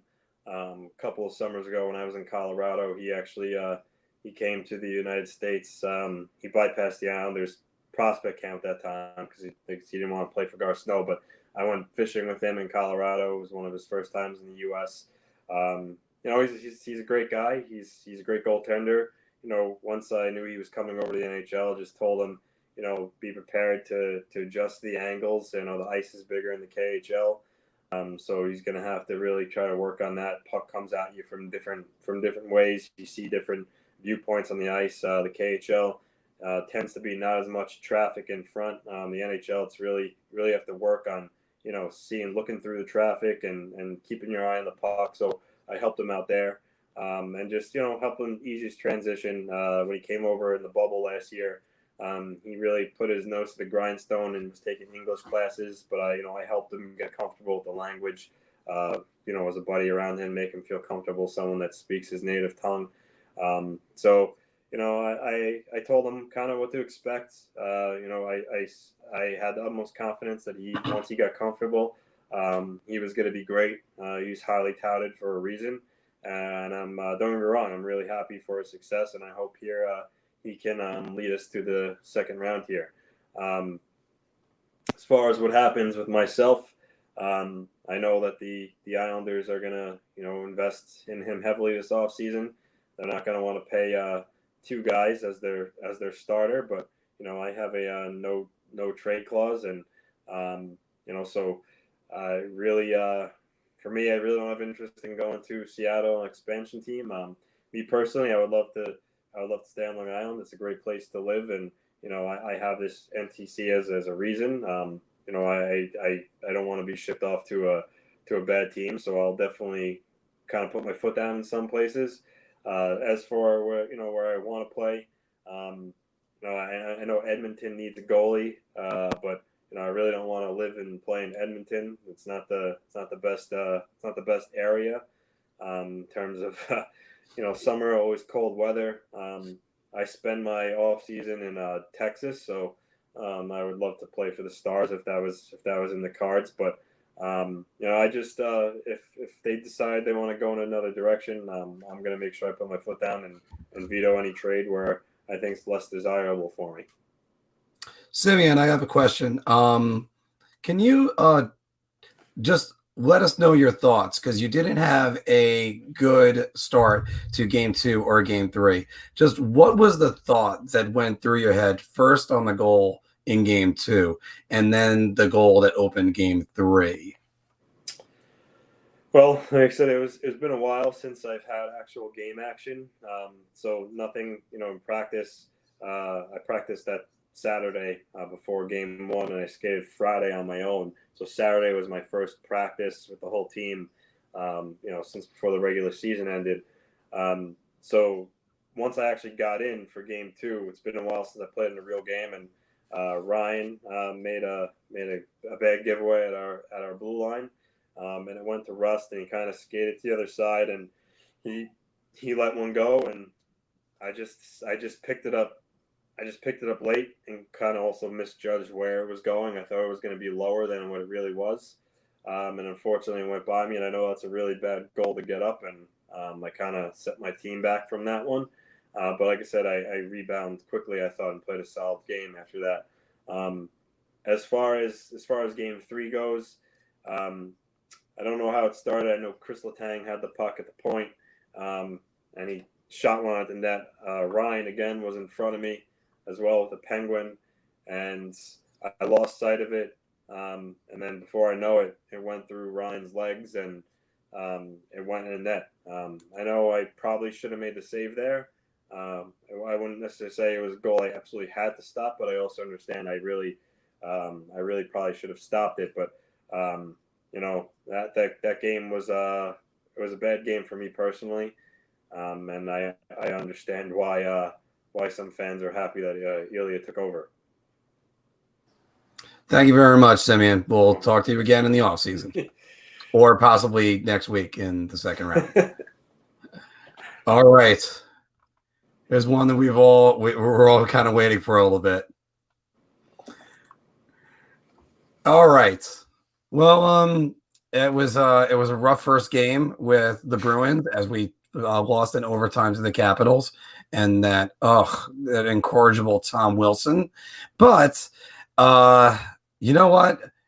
They don't win game 2 without me. Remember, they were down 3-2. Who's the guy that scored? That's right. I had 2 goals with the Buffalo Sabres. I got 2 goals in the playoffs right now with the Bruins, buddy. So you know what? Who do you need? You need T. Hall. That's who you need. So while I got people on ridiculous internet shows that are saying that I'm the Bryce Harper of hockey, you know what? Bryce Harper doesn't have a series win. I'm tied with McDavid right now. So how about that one? And in the meantime, I'm an MVP. I know what's up, and I don't need to do anything because someone's paying me in the offseason now. I'm doing all right with the Bruins. Maybe I'll even stay there. I don't know. Well, we're not done. I got another goal that was in me, and we moved on quickly in 5. And you know why? That's right. T. Hall is the one that did it. So I'll be taking questions right now. Taylor, I've got one for you. You've gone to Boston and you've seemed to fit in well. Obviously, it looks like, I don't want to say you were dogging it in Buffalo, but it looks like there's definitely more of an up in your step in Boston. With that said, you've performed better with the spotlight not being on you, being on that second line behind the perfection line. So whether you stay in Boston or you go someplace, would that be something that you would be looking for in a new potential suitor, being behind, maybe a couple of star players to help ease you in? Well, I think I would actually look for a little bit more like team success as long as I could find the right situation. I got to tell you, man, being in Buffalo was just sucking the life out of me. It was like living your entire life on Tatooine or Cleveland. I can't really just live like that. It's just not really what you're gonna do. And then Jack went out. Jack was like, I got a neck injury. Peace. And they're like, oh, hey, Taylor, you can pick up the slack. Yeah, pick up the slack. Who the hell am I skating with? I never learned the guys' names in Buffalo. I'll be honest with you. I knew I was gone pretty quickly. That's why I was like, yeah, don't trade me. So I'd be looking, I think I would say a team that could use a second super because I consider myself a superstar. By the way, do you know that I won a Hart Trophy for the league MVP? Yeah, that was 2017. So I think I would look for something maybe like a not so pressurized city, and maybe like, I'll check in with Florida because they could probably use a good guy to go behind Barkov and Huberdeau. So why not? All right. T-Hall at it. Taylor, before you got traded to the Bruins, there was a lot of speculation and rumors that the New York Islanders had a trade in place for you, and that the Sabres even told their staff. It seemed like Kevin Adams thought the deal was done, but then Lou Lamoriello opted to go in a different direction with Kyle Palmieri. So what can you say as far as your knowledge, were you close to being traded to the New York Islanders, and what other teams were you willing to waive your no trade clause for? You know what? I took a look around the league and I just kind of said Bruins. That's the only place I wanted to go. It was they did discuss, they might have discussed, possibilities of like Colorado at one point, or at one point I heard St. Louis was interested, and I was like, hey, I can go for some St. Louis barbecue. But you know what? I didn't want to go to the island, go to the barn, play all the games there. I wanted to go to the Garden. That's the first thing they taught me when I went to Boston, how to say it right, the Garden. So it was no offense, no dig at the Islanders or their fans, especially Mr. Anthony Larco. But I was told he actually bought the Taylor Hall jersey. I'll reimburse him the $30 from the Chinese website that he got it from. But it's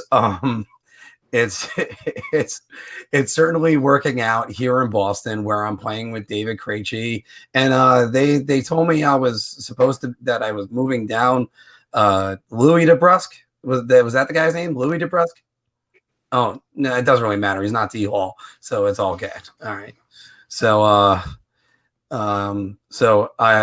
that's just all I could think about with that one. Not bad. Okay. Yeah, somebody has to get me out of there.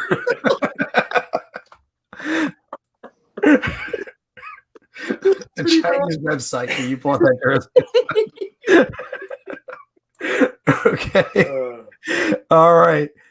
Moving on to the next one. We had a guy that had a long vacation, Mr. Nikita Kucherov. It'll be taken on by Mr. John Falkowski.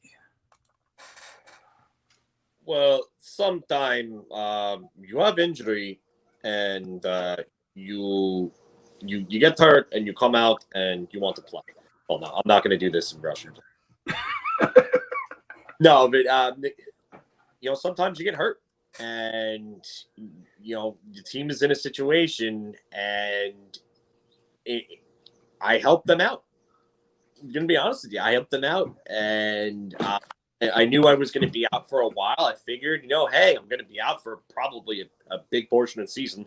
They told me probably about, I would say, 75% of the season I was going to be out for. So why not help the team out and, come back in the playoffs when I can help them out and win? So took advantage of a loophole that was in the CBA, because apparently, salary cap doesn't really exist in the playoffs. And I came back in the playoffs. I'm going to help my team win another Stanley Cup. There's nothing against it. If they want to fix that in the next CBA, I would assume they probably will. but nothing against it right now. So, you know, if you're not cheating, you're not trying, and I'm going to help my team out in any possible way that I can. And tell you right now, the hit feels good. I'm scoring goals. I'm putting up points. Fit right back in with Braden Point and Andre Palat. Giving us that, that lethal top six and that lethal power play again. And we're going to go ahead and we're going to win another Stanley Cup. We got a cup to defend. Victor looks like he's battling something, but we're going to help him out. We're going to try to make his life a little easier. Florida's definitely been a little more of a challenge than we thought they were going to be. But, we're going to end that series next game, and we're going to move on. We're going to have a little rest. Hopefully Victor heals up a little bit. Then we're going to go out. We're going to score some more goals. We're going to light it up on the power play again. I mean, me and Stammer are just going to do those dual one-timers from the off-wing sides. Victor hopefully will dish us the puck. Braden is going to just be playoff Braden, because we all know what playoff Braden Point is like. That he's pretty much like God mode. So, we're going to go out. We're going to win another cup. And anybody who wants to stop us can go ahead and do so. And everybody else on the internet and on Twitter or whatever, and they want to cry about it, they can cry about it. Here, I'll give you a box of Kleenex, and so you all can cry about it, because we're not doing anything wrong. I sat out a season. I sat out an entire season when I probably could have came back early, and I would have helped this team win more games and would have had better positioning. So this way I could face a lesser team. But what did we do? We faced a better team, because I sat out the entire season. I missed a year of my career that I could have been putting towards possibly Hall of Fame numbers.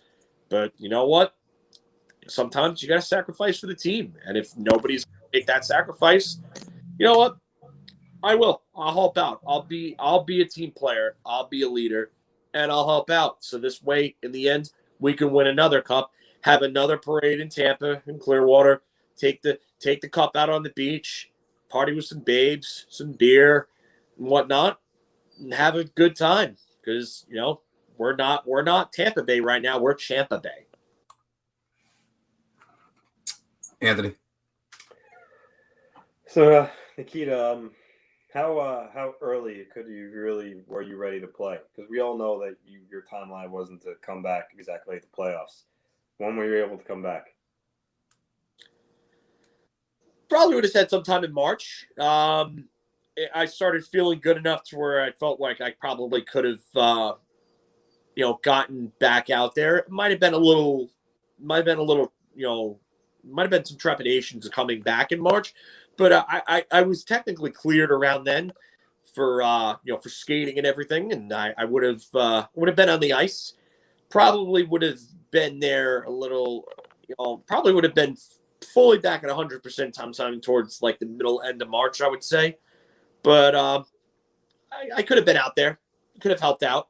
But you know what? Decided to play it safe, decided to help the team out. Like I said, you're not cheating, you're not trying. Like Bobby Clark once coined that phrase years ago. So, did what we could. And honestly, I think we're looking better off for it. Nikita, I have a question over here. So you played great in this first round so far against the Florida Panthers. That is still going on. Game 6 will be tomorrow night, and I was surprised you didn't treat this like preseason games. But I do have to ask this question though. In Game 4, when you got tapped by Anthony Duclair and you fell to the ice, and you looked like you might have been crying a little bit. Were you crying, and was it real? No, wasn't crying. Definitely got a tap. Definitely felt a little bit there. But gotta sell a little bit sometimes. Like I said, if you're not cheating, you're not trying. So if they're gonna play chippy, and they're gonna do little things away from the puck like that in scrums. I'm gonna try to get a goal. I'm gonna try to get us on that power play. Our power play, we think, is the best in the league. Carolina, they could take a seat. Washington, they could take a seat. Colorado, whatever, take a seat, pal. Watch us do our thing. We've got the best setup there is. We've got 2 lethal one-timers on each side. We've got a monster at the point. We've also got some guy named Point that keeps putting up points. A lot of points to go around there, don't you think? But, we've got everything. So I'm gonna put us on the power play again, whether it's drawing a penalty like that or whether it's drawing a penalty by dangling through somebody and getting taken down while trying to take a shot. I'm putting us on the power play, and I'm giving us every chance that we can to win. Nikita, thank you very much for joining us. You're welcome. All right. I pray to God this press conference goes well. But Anthony LaRocco is John Tavares. So I just want to state I got discharged from the hospital the day after that event that you all saw on TV. Unfortunately, I suffered a concussion and then a minor knee injury that will keep me out at least 2 weeks. But I know my teammate Nick Foligno fought Corey Perry afterwards. He understood it was accidental. He just did it out of respect, being that I was the captain laying on the ice like that. Corey texted me after the game, made sure I was okay. It's unfortunate. I'm disappointed. I'm not gonna be able to be out on the ice with my teammates in the series against Montreal. I'm not sure what my timetable for return is, but you know what? Sometimes I sit there and think to myself, I wouldn't have been laying in that hospital bed if I didn't leave the New York Islanders and sign with the Maple Leafs. I wouldn't have been there. It would have never happened. But that's in the past. It is what it is, and I'm out of commission now. Some say that I kind of got what I deserved. I think that's a little too far. It was an ugly play. It was serious injury for myself, but thankfully my scans came back clear. There's no damage to my spine or neck, and it's just a concussion and the knee injury. So I hope to be back out on the ice soon, and my Leafs could go pretty far and I can join them on the ice again. Filk. Well, John, I know that's the first concussion of your career, and as we've seen in the past with other NHL superstars such as Eric Lindros, Pat LaFontaine, Mike Richter, and so on, one concussion can lead to many.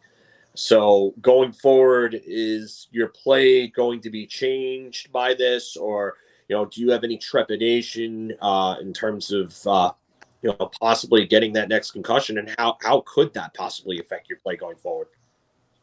I don't think we'll have much. I think when you play scared or you're playing not to get hurt, that's when you get hurt. So for me, I'll put it in the back burner. I know, my wife watching at home, it was a traumatic experience seeing me like that, and I hate that you had to see that. But for me, it's once I get back on the ice, I'm not going to think about it. It was a fluke play.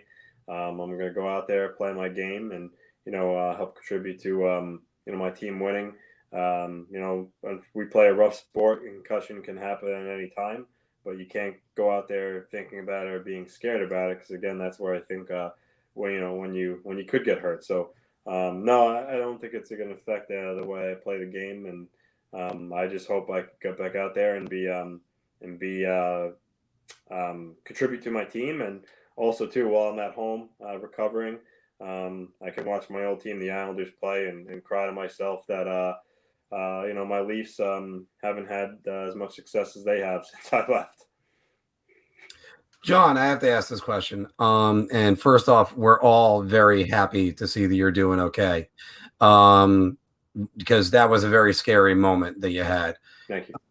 A bit of a serious moment in the middle of this comedy part. But so, John, you had a very large amount of outpouring of support from your former fan base in the New York Islander fans. What do you have to say to the ones that supported you through this, and what would you have to say to the ones who had a couple of not so flattery remarks about you as you went through a health hazard? Well, to the ones that were supportive, I appreciate that. I always said, I loved my time here on the island. I grew up here. They treated me well, and I really cherished my time there. I know I kind of screwed the team and lied to the fans when I said I didn't want to be traded, and I kind of pulled the wool over their eyes. So but I don't feel bad about it. But I had to do what was right. But I'm glad that they're supportive of me, And as to the ones who aren't, you know, what can I say? You know, I guess they're classless, and you know, I feel as though you know, I really don't owe anything to those people. They could be pissed that I left, and I mean, rightfully so. I pulled a scumbag move, but I mean, let's just be honest here. For the people who were happy I was hurt, you know, to those people I have no time for. They're not good people, and you know, again, thankfully I am okay. I'm just going to hang on to the people who are supportive of me and appreciate that. I'm not really going to spend too much time worrying about the people who you know, wish me harm. Well, thank you very much, John. Good luck to you, and hope for a speedy recovery. And you're back with the Maple Leafs again later in the playoffs if they're available. All right, and lastly, well, it's been a long ride. It's been a rough month for me. That actually everybody knows my title, my job description as head of player safety. I say it like that because I really wasn't really sure what safety is. It's the first time I ever heard of that word. But fortunately, rest assured, I am right on top of this. I know earlier in the month there was some controversy, and there was a franchise in New York that was calling for my job. Like anybody listens to them, and which is funny because I still got my job. You guys don't. And so, I mean, me being the head of Safety, that we were able to look at two different incidents. And I was just like, it's just a scrum. Don't worry about that. Don't worry. I was on top of the no-brainer incident that happened last week with that Kadri kid. I mean, that one was easy. He was, I was gonna suspend him for 20 minutes. And then, like, some people said, no, it's got to be like 8 games at least in the playoffs. I was like, all right. I was like, you could have given him a penalty there. But fortunately, you know, being the head of Safety, is that the way you pronounce it? Safety? It's safety? It's safety? I didn't know that. So, fortunately, the poster boy for me is Tom Wilson. I mean, if anybody in the league you should replicate, it's Tom Wilson's play. Sure, Nazem Kadri just hit Justin Falk, who's a nobody. But, I mean, Tom Wilson just body slammed one of the superstars of the NHL who was nominated for the MVP last year. I mean, really, I don't need to protect that guy. Should have been in the scrum in the first place. Am I right? I know a thing about the scrums and penalty minutes. So, yeah, and let's be honest, my favorite player is Tom Wilson anyway. So I don't want to suspend him. So, all right. I will now field some questions from the crowd. George, there's been a lot of criticism toward you, and it is, in fact, safety, by the way. Just have to point that out. It is? Yeah, it's safety, not safety. I put the emphasis on the wrong syllable. Yeah, so, yeah, it's syllable, by the way. Sorry. No, that too. There's been a lot of gripe from fans all over the NHL about your inconsistencies in terms of rulings. So you talk about repeat offenders, and in this case, yes, Nazem Kadri is a repeat offender and deserves to be suspended for what he did. But Tom Wilson has actually been suspended more times than Nazem Kadri and has actually accumulated more in fines from your Department of Player Safety than Nazem Kadri has. So why is Tom Wilson not being punished to the extent that Nazem Kadri is, considering that Tom Wilson has a mile-long rap sheet? Well, I guess I could say that I've had some injuries over my course of my career, and that might make me forget things about what's going on, but I don't give a shit. That's really what it is. I mean, as long as I can't remember what the last incident is, it doesn't really matter. And you know what? People don't care. I mean, they're going to want to see more fights anyway. That's exactly what draws people to the NHL. It's only the fights, nothing else. I mean, I watch NASCAR for the car crashes anyway. And so when you see like 100 penalty minutes in the first period of a hockey game late in the season, that is between a marquee franchise of the NHL, it's not a problem. It's actually a drawing point. It's going to draw in more viewers to us. So that's what really matters. But at least I was able to stick it to such horrible, dirty players as Nazem Kadri, Sam Bennett, Archibald. I mean, I don't know what his name is. They showed me the hit, and I was like, yeah, sir, suspend him 1 game.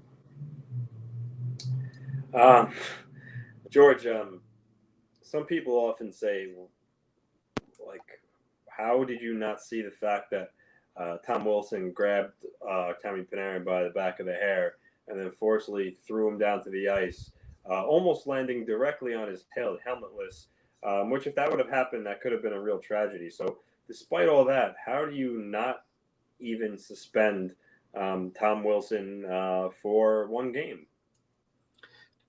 Grabbed his hair? Really? What a sissy.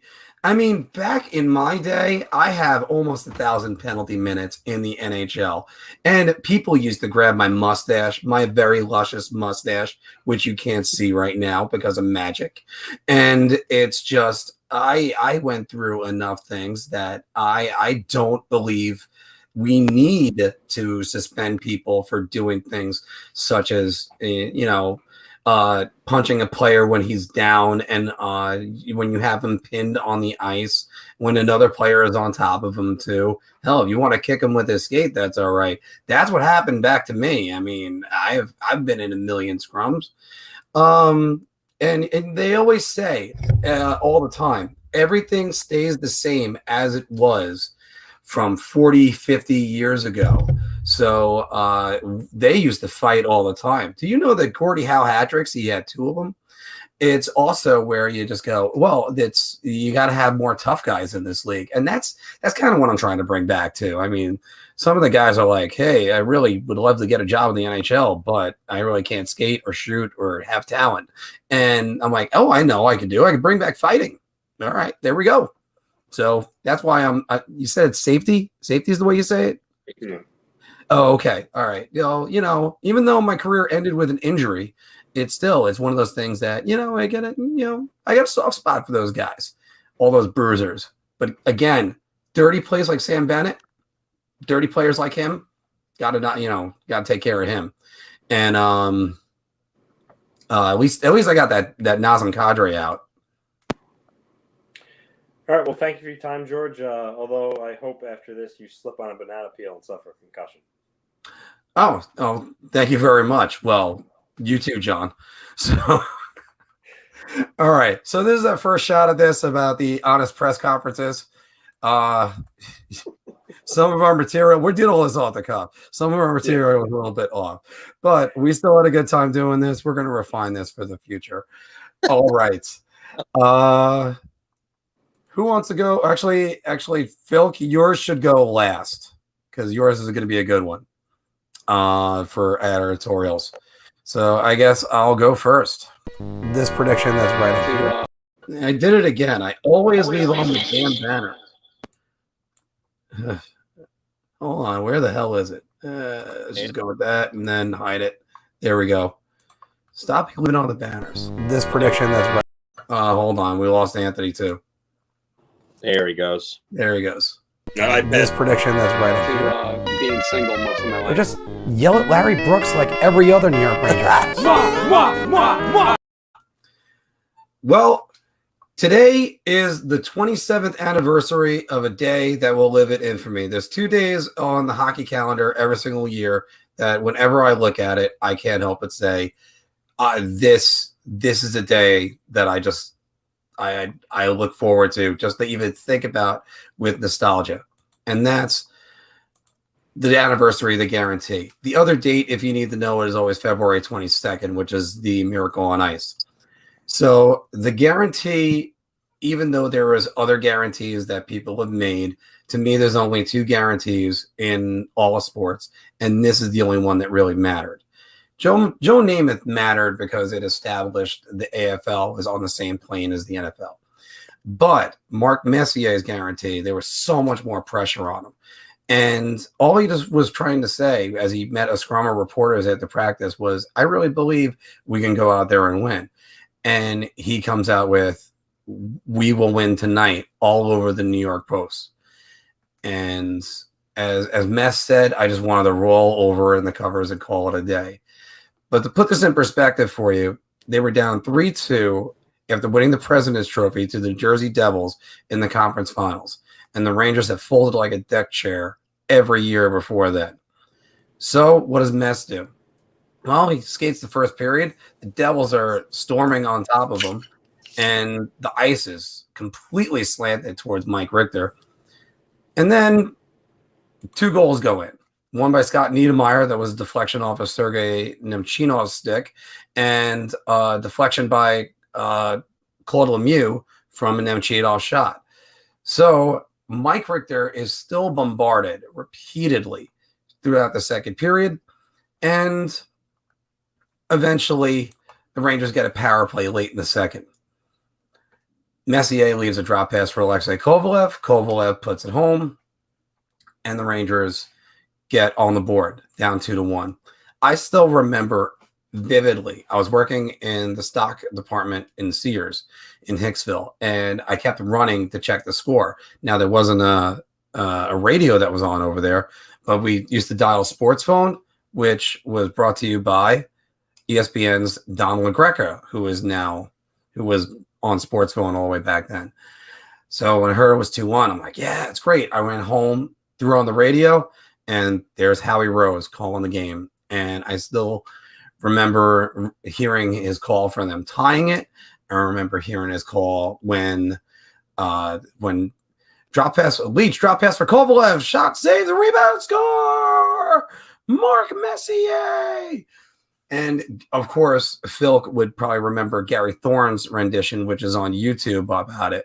And of course, Gary Thorne bringing back a memory of the Miracle in Manchester by saying, "Do you believe it? Do you believe it?" As Marc Messier shoots the puck all the way down into the empty net. And one thing I love, it was in the Marc Messier documentary. I'm not sure if it's available on YouTube, but I will check that out. Mike Richter saying, I was laughing as I saw the puck heading towards the net, because to score a hat trick and guarantee the victory, and that's what myths are made of. And that's exactly what Marc Messier is. Marc Messier is the living myth for New York Ranger fans. He was a god. He was the Messiah. He brought it to us. And that was the turning point of the 94 season. They would never trail in this. Well, they would trail after game 1 of the finals, but they wouldn't trail after that. And Messier, of course, would end up having the game-winning goal in game 7. So when it comes to guarantees, there's lots of guys that do that. As Anthony looks like a giant in his angle that's right there. There's lots of guarantees you get guys in pro sports. Oh, I'm going to guarantee this. I'm going to guarantee this. Like nothing was worse than a Rex Ryan guarantee or a Patrick Ewing guarantee. But for my money, guys, this is the only guarantee. I mean, maybe Jimmy Johnson after that, when he said, "We will win the ball game." You can put it in 3-inch headlines. We will win the ball game. I mean, and that was before Dallas beat the 49ers in 93. It's just that the Messier guarantee. John, take it away from me. I'm all out of words.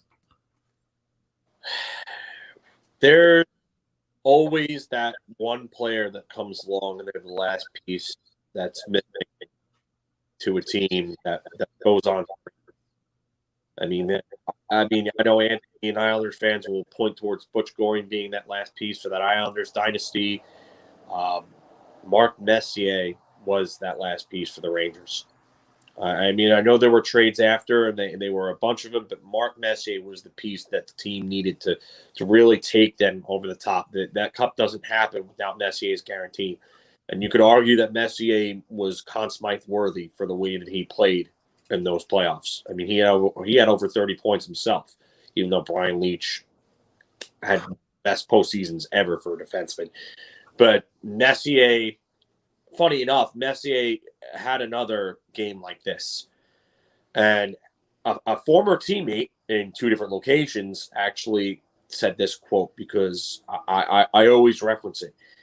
Game 5, 1990 Campbell Conference Finals between the Oilers and the Blackhawks.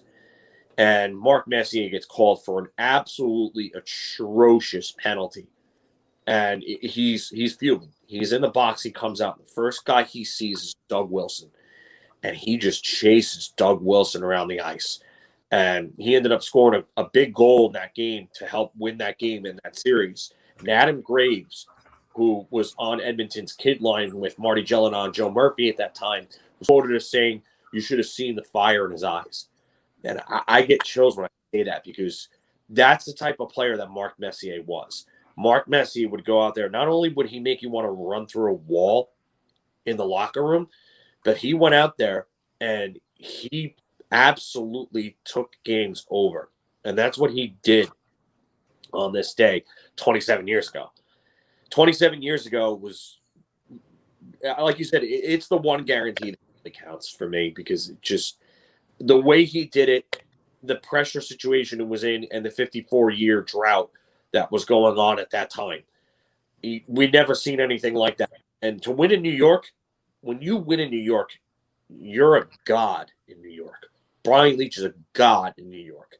Mike Richter is a god in New York. Marc Messier is a god in New York. Patrick Ewing, if they would have finished off the Rockets in Game 6, he would have been a god in New York.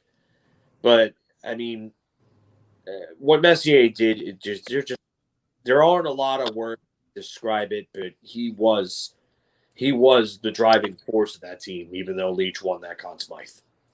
Anthony, to you first before it closes out. So yeah, as an Islander fan, obviously seeing what the Rangers did in '94, that guarantee was hard to see. But it was got to give him incredible. For the leader of the team to make a guarantee like that, it takes a lot of balls, because if you don't follow up on it, there's gonna be a lot of criticism, and you're gonna have to answer to it.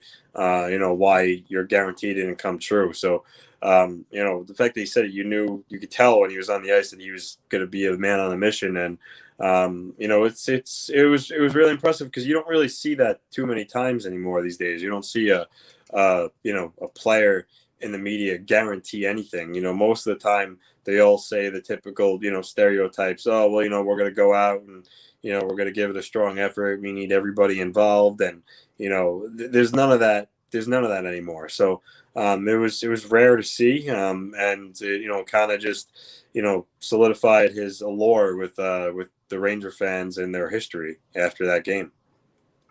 I think part of my own perception of Messier, nothing touches his first tenure. His second tenure was more like a victory tour, I think. And when he left for Vancouver, I was still annoyed. I'm really more annoyed first at Dave Checketts for his comments. How long do I have to pay for the '94 Cup when he was ready to shell out more money to Patrick Ewing? But the real thing is Messier left. I think it was 3 years that he was gone, and then he came back. He was great. He was the missing piece. He was everything that we want him to be. Leader, two-way. He got everything. And something I actually never realized until today, John. Who did the Rangers trade for Marc Messier? Louis DeBrusk, Jake DeBrusk's father. Yeah. Steven Rice and Bernie Nichols, plus cash considerations and the first-round pick. Exactly. And do you know who was on the ice and Marc Messier actually trips to get the rebound game-winning goal? Bernie Nichols. Oh, yeah. I mean, I knew Nichols was on the Devils. I just forgot that he was on the ice. So it's almost ironic that Messier coming over and he even steamrolls the guy he was traded for. So that was Messier in a nutshell. I wish there wasn't that 3-year gap that taints my memory of him. And yeah, Brian Leetch is a god, but he's he got traded and he didn't want to be. So that is something for sure. Anthony, do you have a editorial today? Yeah. All right, here we go. I was talking. Oh wait, sorry, hold on. I gotta get your theme, man. Go on. Get your theme. They just do what they always do. Why is he putting Leo Komarov on the first line? Like, Welcome to the Rock. Why is he playing Leo Komarov? I still don't know. So I was talking to Arthur Staple today on Twitter about Sorokin and his contract status, and it got me thinking about how Ilya Sorokin's performance right now in the playoffs, and also combined with his regular season, how it might complicate the Islanders' cap situation this summer even further. So I stated earlier, Sorokin's 3-0 with a 1.66 goals against and a 951 save percentage right now. Depending on what happens tomorrow, it looks like he very well might carry the Islanders to the second round. And as it is, he's an RFA this summer, as he burned his ELC right away and then signed a new 1-year deal when he did that. So he became an RFA right away this year. And the Islanders are in a tough cap situation. They have him to sign, Beuvillier, Pelech. They don't have much cap space. So now with Sorokin performing well, it's going to increase his dollar value. Like Staples said the other day in one of his articles, each time he wins a playoff game, there's a cash register making a cha-ching sound. And the problem for the Islanders is he's only 1 year away from being a UFA. So they can't sign him to a 1-year deal again this year, because that would just be playing with fire, because you don't want him to get close to unrestricted free agency. And the issue becomes, being that they're going to want to lock him up long-term for that reason, he's going to want more than, he's making $2 million this year. So yeah, maybe on a 1-year deal, he would take, 3.5, but if the Islanders want to lock him up long-term, he knows that he's going to want more money. Like Staple referenced today, he thinks he might want $4.5 million for like a 4-year deal or longer this offseason. So him at $4.5 million, combined what you're going to give to, Adam Pelech, who's outstanding defensive defenseman, he's looking at around $4 million for himself. And then you have Anthony Beuvillier. So they're in a tough cap situation here. I hate to say it, but they are. The only positives is that you have the expansion draft coming. So you can leave, Nick Leddy or Josh Bailey or Jordan Eberle unprotected, because, any of those guys get selected by Seattle, you just freed up anywhere from $5 to $5.5 million off your cap. That helps. And then also Thomas Hickey and Leo Komarov only have 1 year left on their deals this offseason. So now they become a little easier to move, being it's only 1 year. And then from there, even Ladd with 2 years left, I don't see them moving him. I mean, he hasn't played in the NHL at all this year. Last year he barely played, so I don't know, unless he agrees to retire or go on LTIR. I'm sure the guy doesn't want to ride buses in the AHL much longer, or just sit at home. So that would help the Islanders out a lot. But Lou Lamoriello's going to have to work some magic. Again, he's going to have to maybe shoot to trade Varlarmov and hope maybe Leddy gets taken in expansion, and then from there move maybe another guy like Komarov, because to fit 3 players probably at a total of, let's see, 4, 8, maybe $13 million, $14 million. It's going to be hard. So as an Islanders fan, it's great that Sorokin's performing really well right now. But the further he takes the Islanders, and if he keeps playing at the level he is right now, it's going to be really costly. So Lou better have some tricks up his sleeves for this summer. It's going to be interesting to see. Just before John makes his statement on this, another reason why it might be important is because Igor Shesterkin is going to be an RFA. I believe it's this year, right, John? Yeah, after this season. And they're going to start looking at what the other guy got in a deal. And I think there's a little bit more room for restricted free agency with him, but I think it's if you're going to lock him up long term, you got to lock him up long term. And I think Igor will probably get more because of the fact that he's got more games under his belt. So that'll be a determining factor. But yeah, if Sorokin gets more than expected, I mean that could be an issue for the Rangers in a way. Not that I think it will. Not that I think it'll be a major issue, but it might force them to give Igor a little more than they would have liked. And it's just it's a shame that the guys had to develop in Russia. They didn't develop over here. But I think one thing is for certain that I think they both look like they're worth the money. Absolutely. So lock them up. You know what? Lock them up long term, and that's where it sucks for, say, the Islanders who have the cap troubles. But you know what? Just lock them all up. If you got to sacrifice somebody, I'm trying to think of a guy the Islanders are going to have to sacrifice. Well, last year was Devon Taves. They sacrificed him. So this year, could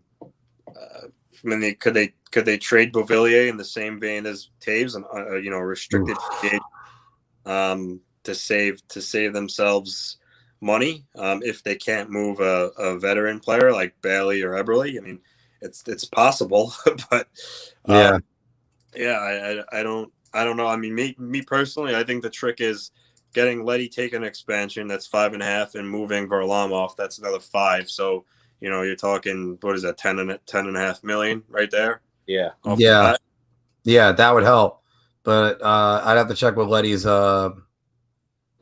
either Leddy or Ladd are going to go in the expansion draft. Ladd ain't going. No, I mean, but it would be like one of those trade situations where you're asking him, can you pick him up? Oh. Like sort of like what Vegas has done with a bunch of their guys, because the Islanders were able to shed Grabowski and Kuhlman in the draft. No, give up a first-round pick to get Seattle to take Ladd, though. I mean, do they really want to give up another first-round pick after trading for Pajot, losing that pick, and so on? I mean, it's a lot to ask. It is a lot. Yeah, I mean, it is.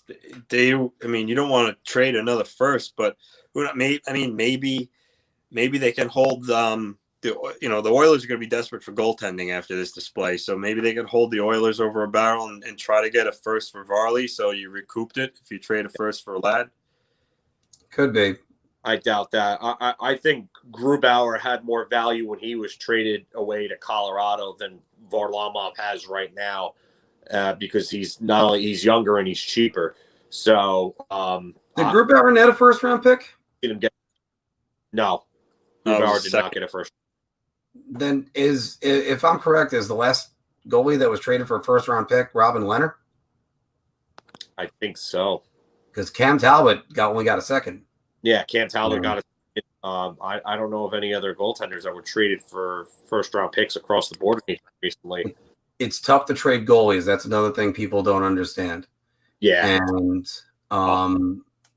people don't want to pay premium prices for goalies anymore. That's why sometimes when fans say, oh, the Rangers should trade Lundqvist, for what? I've always said, find me the team he was going to that he was take off his no trade clause for. Dallas was interested in him, but I don't know if he would have waived. Well, he didn't waive, but I don't know if he would have even been interested in going there if he waived. And as you mentioned in the Honest press conference, Anthony, Varlamov spends a lot of time in Dallas in the offseason, but they just signed Kuhlman. So, not Kuhlman, Khudobin. Yeah. Yeah. It's too much in the brain. You gotta knock it all down. Anthony, any last words? Yeah, I mean, it's gonna be like kind of a little bit of a mental gymnastics here with the cap for Lou. Again, you referenced he might have to sacrifice another player like he did with Taves last year. I mean, I hope he doesn't. I hope he could just pull it off with getting rid of a veteran like Leddy, trading Varlamov, and then trading, like I said, Komarov, who has 1 year left, or buying him out. But he's got to create cap space somehow, and Like I said, if Sorokin stays on this trajectory with he's playing right now, he's going to earn himself more dollars for his performance in the playoffs here. So, and especially too, if they view him as the number one going forward already next season, they're going to understand they're going to have to pay him, and he knows that, because again, the Islanders have no interest in giving him a 1-year deal. It goes on restricted free agency, so they're going to have to give him a long-term deal. He knows it, and because it's a long-term, the Islanders, Staples probably right. They're going to pay $4.5 million over 4 years. So we'll see, but. I won't be surprised if they have to sacrifice another player, but it would be unfortunate. All right. And here we go with my Filk opinion. You're going nowhere. Then there's no. I'm looking at you, Jim. I'm going to hear the name and I'm going to get PTSD. But the cream will rise to the top for you.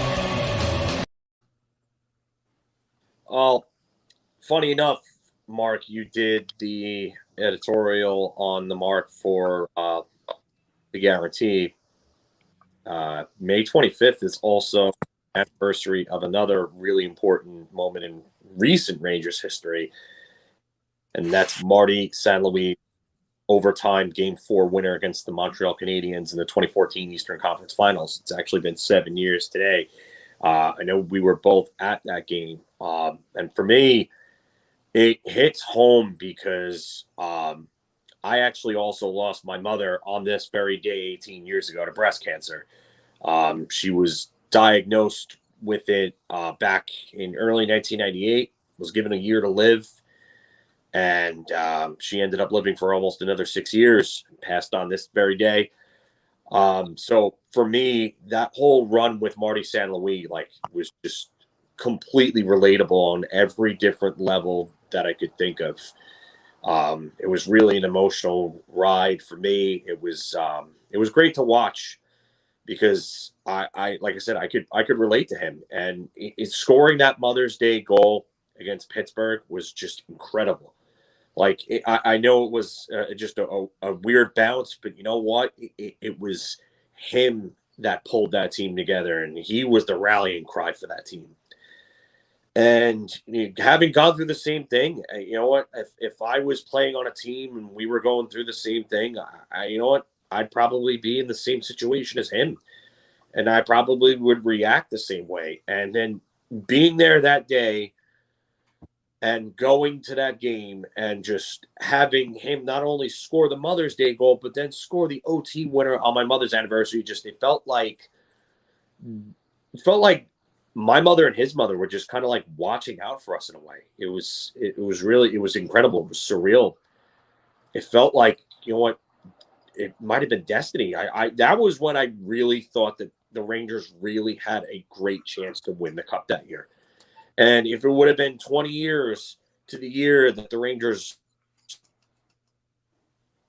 broke that drought, it would have been amazing. It would have been something else to have that happen during that time frame and have those two events happen on those 2 days, because May's never an easy month for me with everything, obviously.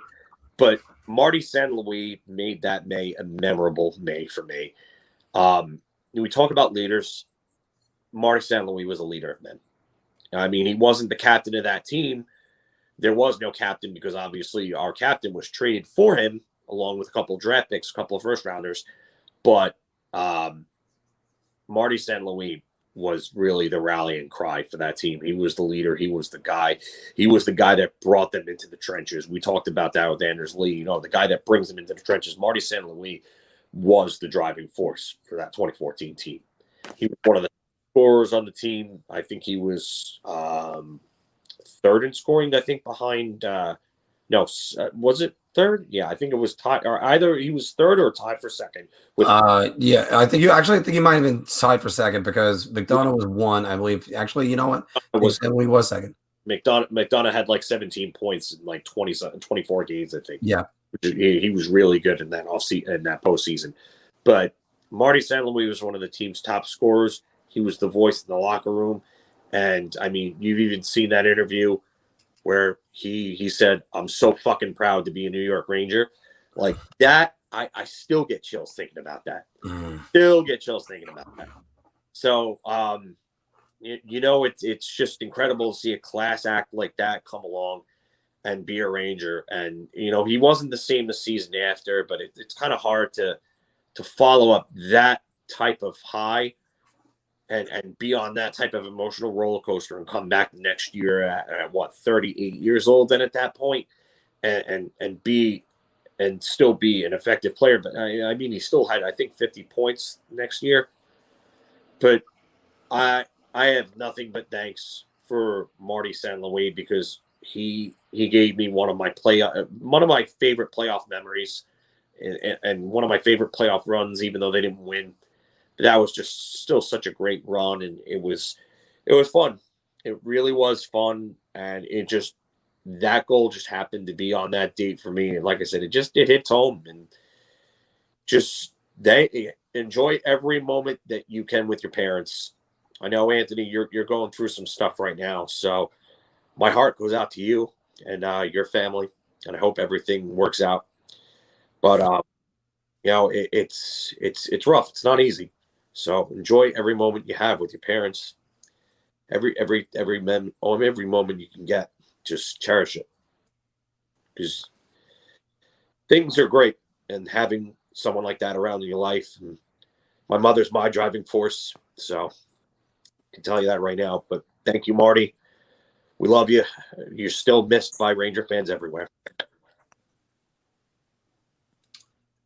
Man, I wish I could give you a hug right now. I would, but yeah, it's, you always think the line from the Shawshank Redemption I used in my grandmother's eulogy, who was instrumental in raising. I had a great relationship with my maternal grandparents. Still a great relationship with my parents.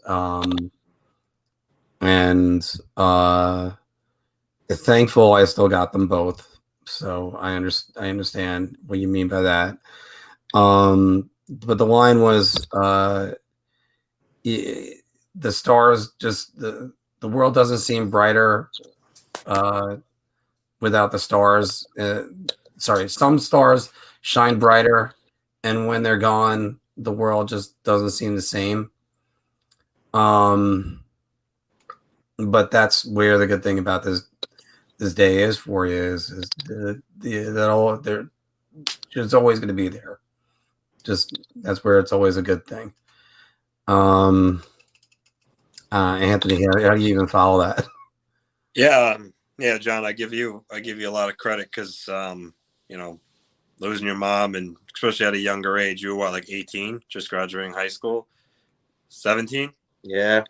So I mean, that's tough.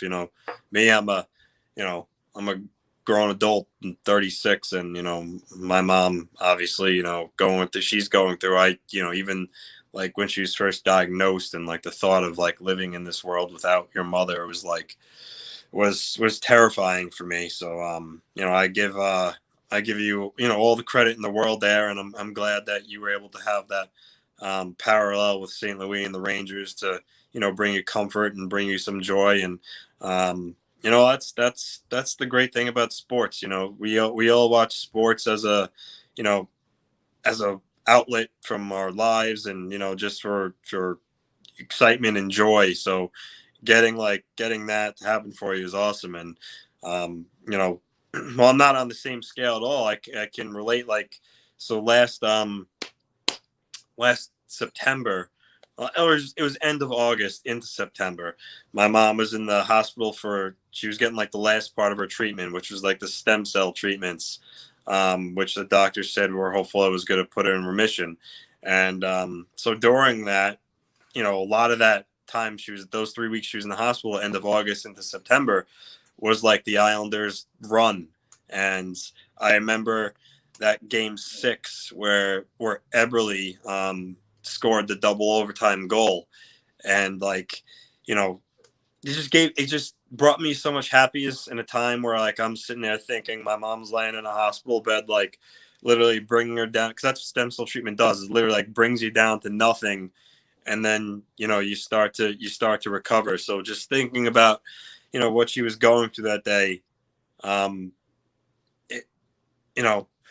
it just made it just took my mind off of it and just gave me like some moments of just pure elation while also having like the reality on the other side of the door as my mother's going through this treatment. So yeah, I get it.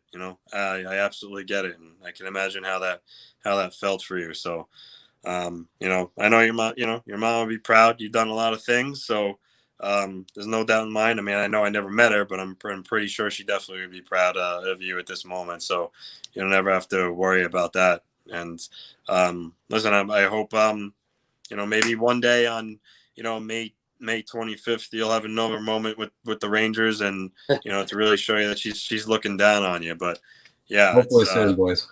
Yeah, sports in life could be a powerful thing, emotional wise, at certain times in your life, for sure. Absolutely. Thank you.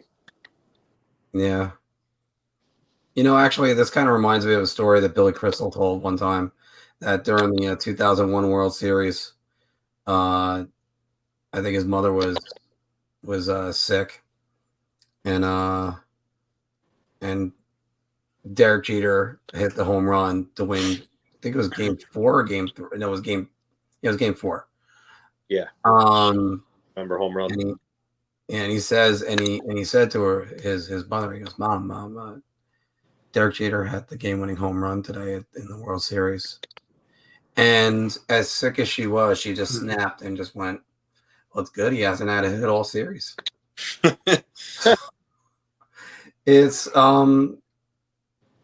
great whenever sports can actually feel that attachment to you personally. It's better when it's personal, because then we're dealing with it. It's more when it's more personal. It's personal to us.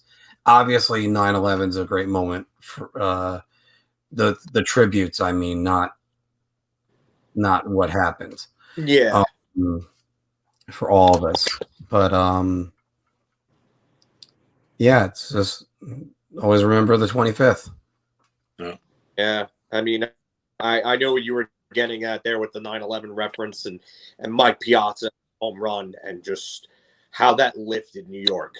Like, even as a Yankee fan, like you know me, I don't hate on the Mets, but when Mike Piazza hit that home run, I think every baseball fan across the nation just shot up, because I was at that game. Wow, that is a game. I'm sorry to just interrupt on that, Filk. But that's a game, an experience I will talk about for the rest of my life. Between Shea Stadium being so quiet to hear a pin drop, between the ribbon that was on the World Trade Center that was in center field on the scoreboard, the Mets and Braves hated rivals shaking hands. But the Mike Piazza home run, of course, all the different tributes like Diana Ross singing "God Bless America" or Liza Minnelli singing "New York, New York." But the thing I will always take from that is seeing America the Beautiful, and again, Shea Stadium completely quiet, and hearing my grandfather holding back his emotions, sort of like the way you are right now. Yeah.